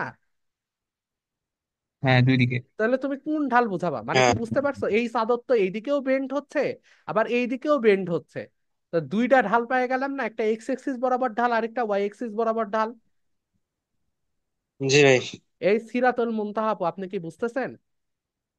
না ভাই, এটা বুঝতেছি না এটা। আচ্ছা, এই কার্ভটা যে গঠন হয়েছে এটা কি বুঝছেন? যে এক্স এর একটা মান নিছি, ওয়াই এর একটা মান নিছি, তারপর কি হয়েছে, একটা কার্ভ গঠন হয়েছে, এটা জি কি ভাই, বুঝছেন? মানে এটা গ্রাফটা যে এরকম চাদরের মতো হয়, এটা কি বুঝছেন? জি যে ভাই। 3 ডাইমেনশনাল হয়। আচ্ছা, এটা বুঝতে পারছেন। এখন দেখেন, এই যে একটা সিঙ্গেল বিন্দু, ধরেন এই বিন্দুটার একটা ঢাল নির্ণয় করবেন। আমরা এখন ডিফারেন্সিয়েশন করছি, ডিফারেন্সিয়েশন মানে কি, ঢাল নির্ণয় না? তাহলে এই জি বিন্দুর ঢাল নির্ণয় করতে হবে না? দেখুন দেখেন তো, চাদরটা কি এইখান থেকে এখানে আসার সময় এই দিকেও বেন্ড হয়েছে না, মানে এইদিকে একটু উঁচু হয়ে গেছে না? জি ভাই। আবার এইদিকে আমার নামার সময় কি হয়ে গেছে, নিচু হয়ে গেছে না? জি ভাই। তাহলে কি গ্যাঞ্জাম না? এবার একটা গ্যাঞ্জাম হয়ে গেছে না? জি। এইবার কি আপনি বুঝছেন যে হ্যাঁ বড় ওই গেঞ্জাম। বিন্দুর আসলে পার্টিকুলারলি দুইটা ঢাল আছে? জি ভাই। আসলে বুঝতে পারছেন যে দুইটা ঢাল আছে, না এখনো বিশ্বাস করতেছেন না যে ভাই দুইটা ঢাল আছে? এটা ইমাজিন করতে পারতেছি না। ইমাজিন করতে পারতেছেন না? ধরেন একটা চাদর নিয়ে রাখছেন, ওই যে চাদরে কি করে, ওই যে চাল টাল চালুনি করে না, অথবা হচ্ছে চাল টাল নিয়ে যায় ওই যে ছাদে শুকাইতে দেয়, তখন একটা কার্ভ তৈরি হয় না চাদরের? জি ভাই। হ্যাঁ। তো সেই ক্ষেত্রে তার কি দুইটা বেন্ড থাকে না, মানে একটাতে সে এরকম নিচের দিকে ঢালু হয়ে যাচ্ছে, এই যে এরকম ভাবে ঢালু হয়ে যাচ্ছে, আবার এই বরাবর সে আরেকটা ঢালু হচ্ছে, মানে দুই দিকের বেন্ড তো দুই রকম, এইদিকে যে হারে ঢালু হচ্ছে, এইদিকে তার থেকে বেশি হারে হারে ঢালু হচ্ছে না এক্স এক্সিস বরাবর? জি ভাই। এইবার কি বুঝছেন নাকি বুঝেন নাই? জি ভাই, বুঝতে পারছি। আমার মনে হয় আপনি বুঝেননি।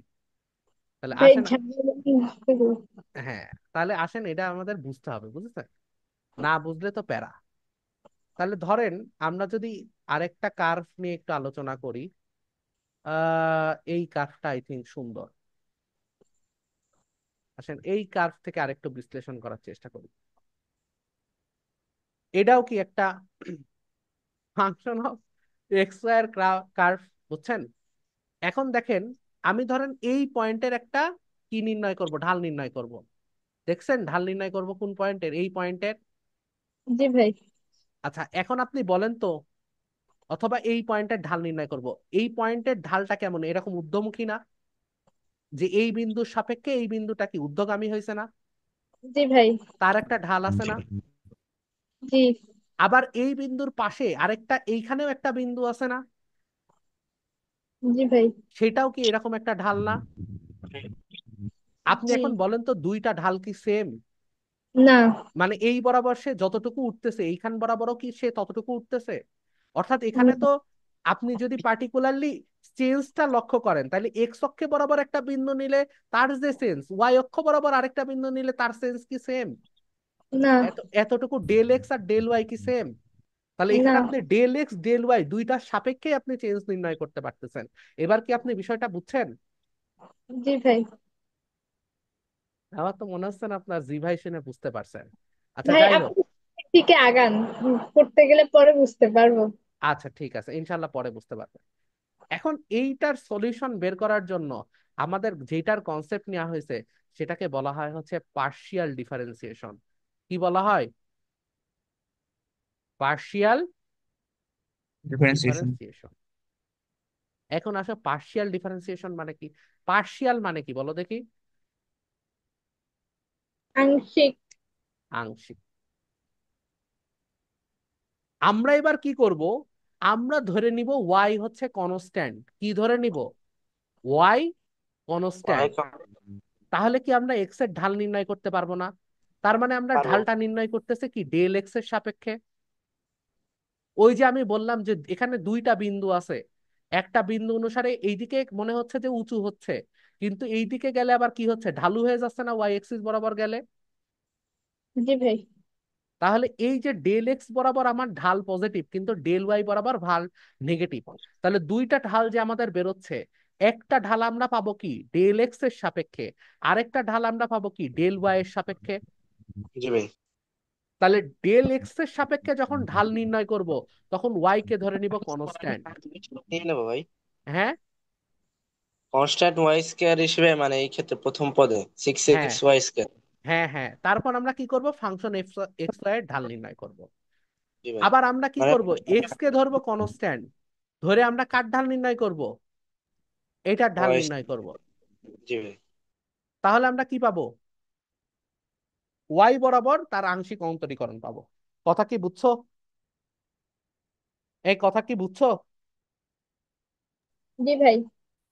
এই যে যেই এক্স এর, এক্স ওয়াইটাকে কনস্ট্যান্ট রেখে আমরা এক্স এর ঢাল নির্ণয় করলাম, এটাকে প্রকাশ করা হয় হচ্ছে del del x of function of x y. আংশিক অন্তরণের করণের ক্ষেত্রে আমরা কি লিখি? Del del x of function of x y. Clear? এই ক্লিয়ার এতটুকু? হ্যাঁ, ওয়াই কে যখন কনস্ট্যান্ট করতেছি তখন হচ্ছে del L x del function del x y হবে, ওয়াই তাই তো? Of function of x y. ও আচ্ছা। এটা মানে হচ্ছে এক্স এর সাপেক্ষে ফাংশন অফ এক্স ওয়াই এর আংশিক অন্তরীকরণ। এটা বলা হবে ওয়াই এর সাপেক্ষে ফাংশন অফ এক্স ওয়াই এর আংশিক অন্তরীকরণ। পার্শিয়াল ডিফারেন্স কেন করা হয়? কোনো একটা নির্দিষ্ট এক্সিসের সাপেক্ষে অন্তরীকরণ করার জন্য। বোঝা কি গেছে?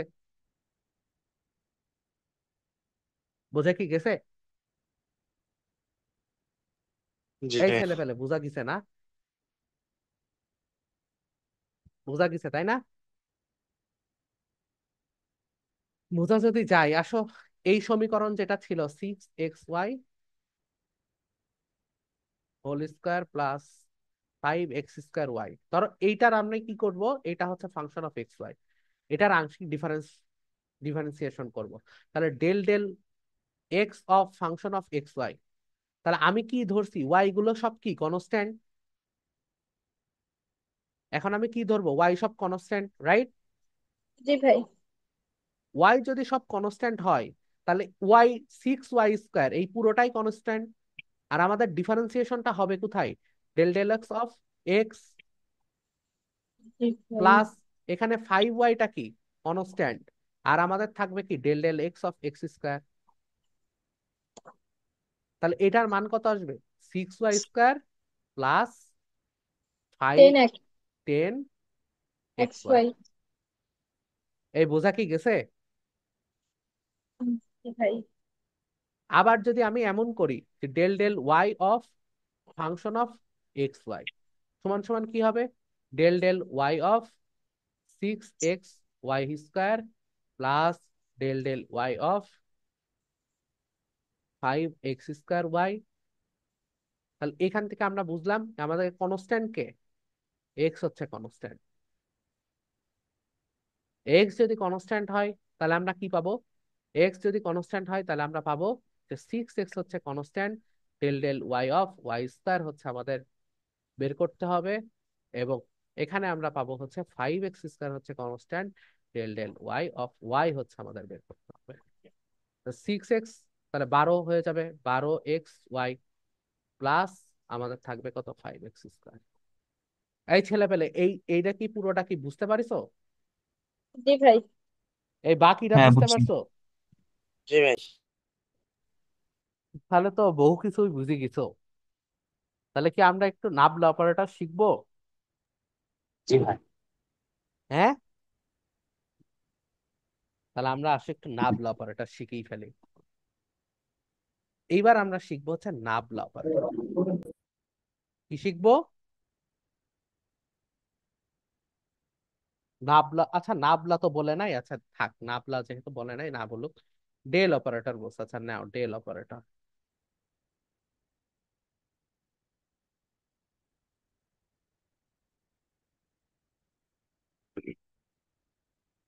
ডেল অপারেটর মানেটা কি, বলতেছে ধরো একটা ভেক্টর আছে এ ভেক্টর, কি বললাম, একটা এ ভেক্টর আছে। এই এ ভেক্টরটা যদি এক্স এবং ওয়াই এর, এই এ ভেক্টরটা ধরো এক্স এবং ওয়াই এর যদি একটা এরকম ইকুয়েশন হয়, ঠিক আছে, এরকম একটা ইকুয়েশন হয়, তাহলে এ ভেক্টরের মধ্যে কি আছে, আই ক্যাপ জে ক্যাপ দুইটাই আছে না, মানে জি এক্স এবং ওয়াই বরাবর দুইটার মানই আছে। তাহলে এখন আসো, আমাদের দুইটা জিনিস শিখতে হবে, একটা হচ্ছে স্কেলার ক্ষেত্র মানেটা কি, আর একটা ভেক্টর ক্ষেত্র মানেটা কি। ক্লিয়ার? তাহলে আমাদের এখন কি শিখতে হবে, স্কেলার ক্ষেত্র মানেটা কি আর ভেক্টর ক্ষেত্র মানেটা কি।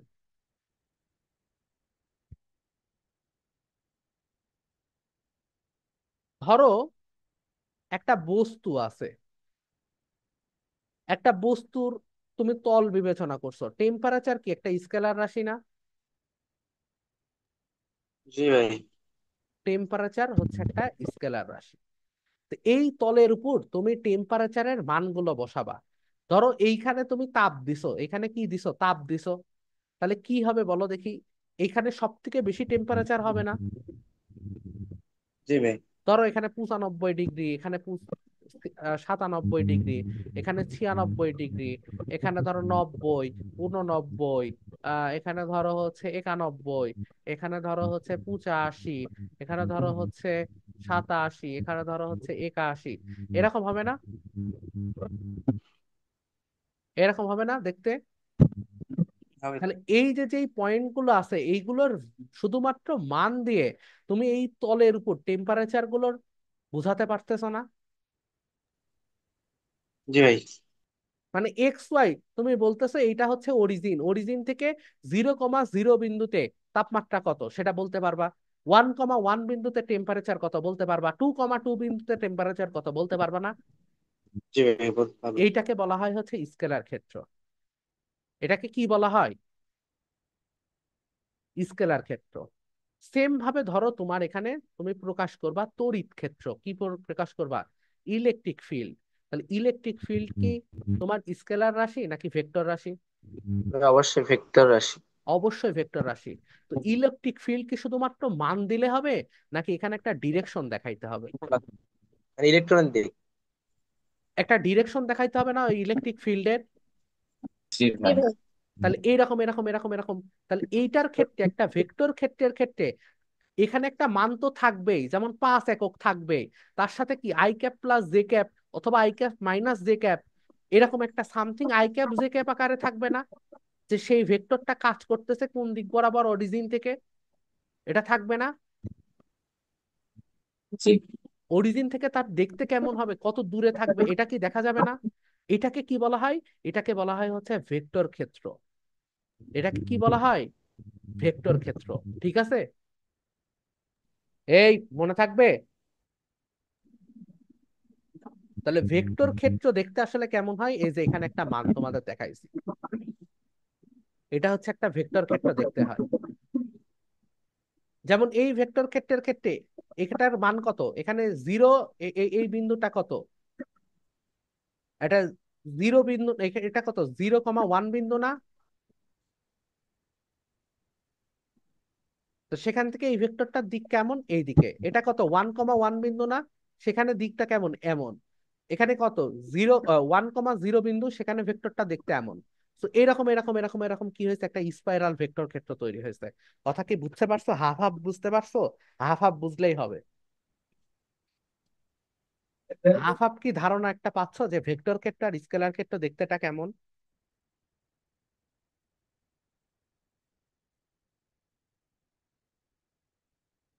এই হাফ হাফ কি ধারণা পাচ্ছো নাকি পাচ্ছ না? কে ভাই ও? হ্যাঁ, বুঝিনি তোমার কথা। মানে স্কেলার ক্ষেত্র আর ভেক্টর ক্ষেত্র কি, এই সম্পর্কে কি একটা ধারণা পাইছো? হ্যাঁ ভাই। পাইছো তো, মানে এত বেশি বোঝা লাগবে না। কেন বোঝা লাগবে না আমি তোমারে বলি, স্কেলার ক্ষেত্র আর ভেক্টর ক্ষেত্রের উপরে 26টা ভিডিও আছে আইআইটির। তাহলে এই জিনিস কি আমি তোমাকে এখন বুঝাতে পারবো বলো? মানে আমি তো চালেও আসলে তোমাকে ডিটেলস বুঝাইতে পারবো না, তাহলে তোমার মাথা বিগড়ে যাবে। আমি জাস্ট তোমাকে একটা ধারণা দিলাম যে স্কেলার ক্ষেত্রের ক্ষেত্রে শুধুমাত্র টেম্পারেচার যেমন মান দিলেই হয়, কিন্তু ইলেকট্রিক ফিল্ড থাকলে কি হয়, তার প্রত্যেকটা দিকে একটা দিক দেখানো লাগবে না? জি ভাই। বুঝতে হ্যাঁ পারছো ভাই। এতটুকু? আর 2 নাম্বার জিনিস, তোমাদের কি মনে আছে আমরা একটা জিনিস বলছিলাম, ক্ষেত্রফল, এরিয়া, স্কেলার নাকি ভেক্টর? সেলু স্যারের বইয়ে লেখা ভেক্টর, আর তপন স্যারের বইয়ে লেখা স্কেলার। এইবার খেলাম। কি বুঝছো যে দুইটা জিনিসই হলো আসলে সত্য? হ্যাঁ ভাই, এবার বুঝছি। কোন একটা এরিয়া বা ক্রস সেকশনের ক্ষেত্রে তল ভেক্টর যখন আমরা বলবো, সেটা কিন্তু আসলে একটা ভেক্টর, কেননা ওই তল ভেক্টরের উপর ভেক্টর গুলো ডিটারমাইন করা থাকে। ক্লিয়ার? জি জি ভাই। ভাই। আচ্ছা, এখন আসো, আমরা যে ডেল অপারেটর বলতেছি, এই ডেল অপারেটর আসলে কি করে? এই ডেল অপারেটর একটা কাজ করে, সেটা হচ্ছে এইখানকার আরবিটারিলি আই এক্সিস বরাবর একটা ঢাল আছে, আর ওই যে আমরা বললাম যে ওয়াই এক্সিস বরাবর একটা ঢাল আছে, ও সবগুলো এক্সিস বরাবর ঢালকে একসাথে প্রকাশ করে। ও কি করে, সবগুলো এক্সিস বরাবর ঢালকে প্রকাশ করে। তাহলে এক্স এক্সিস বরাবর ঢাল কি, ডেল ডেল এক্স না? জি ভাই। ওইটা সেটার কি সাথে কি, ছিল জানো? এইটা হচ্ছে ওই যে আপস এন্ড ডাউন ট্রায়াঙ্গেল বা এরকম সামথিং বলে, আপার হেড ট্রায়াঙ্গেল বলে, মনে পড়ছে, upper head triangle. Del, del vector, বুঝছো? এটা কি ডেল চিহ্ন না? জি ভাই। এরপরে একটা ত্রিভুজ চিহ্ন। ক্লিয়ার? আচ্ছা, মানে এর উপর একটা তীর চিহ্ন জাস্ট। তো এই ডেল অপারেটর কি করে, এই ডেল অপারেটর মূলত তোমার হচ্ছে কি করবে, ওই সবগুলো অক্ষের উপর মানে ঢালটা একসাথে প্রকাশ করবে। একসাথে প্রকাশ করবে। তাহলে del del x of i cap, তার মানে আই এক্স এক্স এক্সিস এর এক্স এর এক্স বরাবর, মানে এক্স এর ডিফারেন্সিয়েশন আই ক্যাপ বরাবর, তাহলে এক্স অক্ষ বরাবর তার ঢাল নির্ণয় করা, partial differentiation, del del y of J cap এবং del del Z of K cap. এটাকে বলা হয় হচ্ছে ডেল ভেক্টর, অর্থাৎ ডেল ভেক্টর ডেল অপারেটর, বা একে বলা হয় হচ্ছে নাবলা। কি বলা হয়? নাবলা। তাহলে নামটা দেখেই তো বুঝতে পারছো যে এই বেচারা কি খুবই অমায়িক, খুবই সহজ, জি ভাই। খুবই অবলা, নাবলা। বুঝতে পারছো? তো আমরা এতক্ষণ যা কিছু ডিফারেন্সিয়েশন শিখলাম না, এর একটা জিনিসও কাজে লাগবে না। কাজে লাগবে হচ্ছে নাবলা। কি কাজে লাগবে? নাবলা। তাহলে যদি একটা এই নাবলা ভেক্টরের সাথে কোন একটা ফাংশন আমরা যদি নাবলা অপারেটর দিয়ে বের করি, ঠিক আছে, যেমন আমাদের ক্ষেত্রে অনেক সময় থাকবে যে নাবলা অপারেটরের ভেতরে আমরা যে কোনো একটা ফাংশন ঢুকাই দিব, যেমন ফাংশন অফ এক্স ঢুকাই দিব, দিয়ে সেটাকে অপারেট করব। তার মানে কি, তার এই ফাংশন অফ এক্স এর 3 এক্সিস বরাবর ঢালটাকে আমরা ডিটারমাইন করতেছি।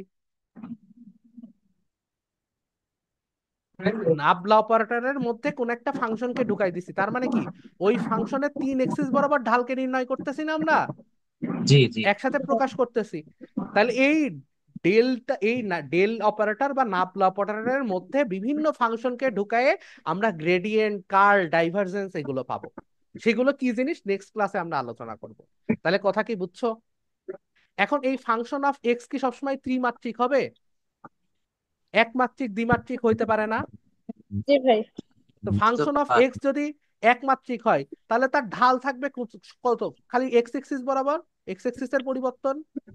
যদি দ্বিমাত্রিক হয় জি তাহলে ভাই। কি হবে? 2 এক্সিস যুক্ত হবে। তো এক্সিস যুক্ত হবে, হ্যাঁ। আবার যদি তোমার হচ্ছে 3 এক্সিস বরাবর হয়, তাহলে কি হবে? 3টা এক্সিস যুক্ত হবে। বুঝছো? বুঝছি। তাহলে এই করে করে আমরা নাবলা অপারেটর দিয়ে যে কোনো একটা ফাংশনের বিভিন্ন এন্টিটি নিয়ে আলোচনা করব। এটাই হচ্ছে আমাদের কাজ। এবং এইখান থেকেই আমাদের ডাইভারজেন্স, কার্ল, গ্রেডিয়েন্ট এগুলো তৈরি হবে। তাহলে তোমরা কি মোটামুটি একটা ধারণা পাইছো differentiation and all of the things? জি জি ভাই। ভাইয়া, পেয়েছি। তাহলে আমরা আজকের ক্লাসে এতটুকুই রাখবো। আমি রেকর্ডিংটা অফ রাখি, তারপর তোমাদের সাথে না হলে গল্প করতেছি। আর রেকর্ডিংটা আগে অফ করি।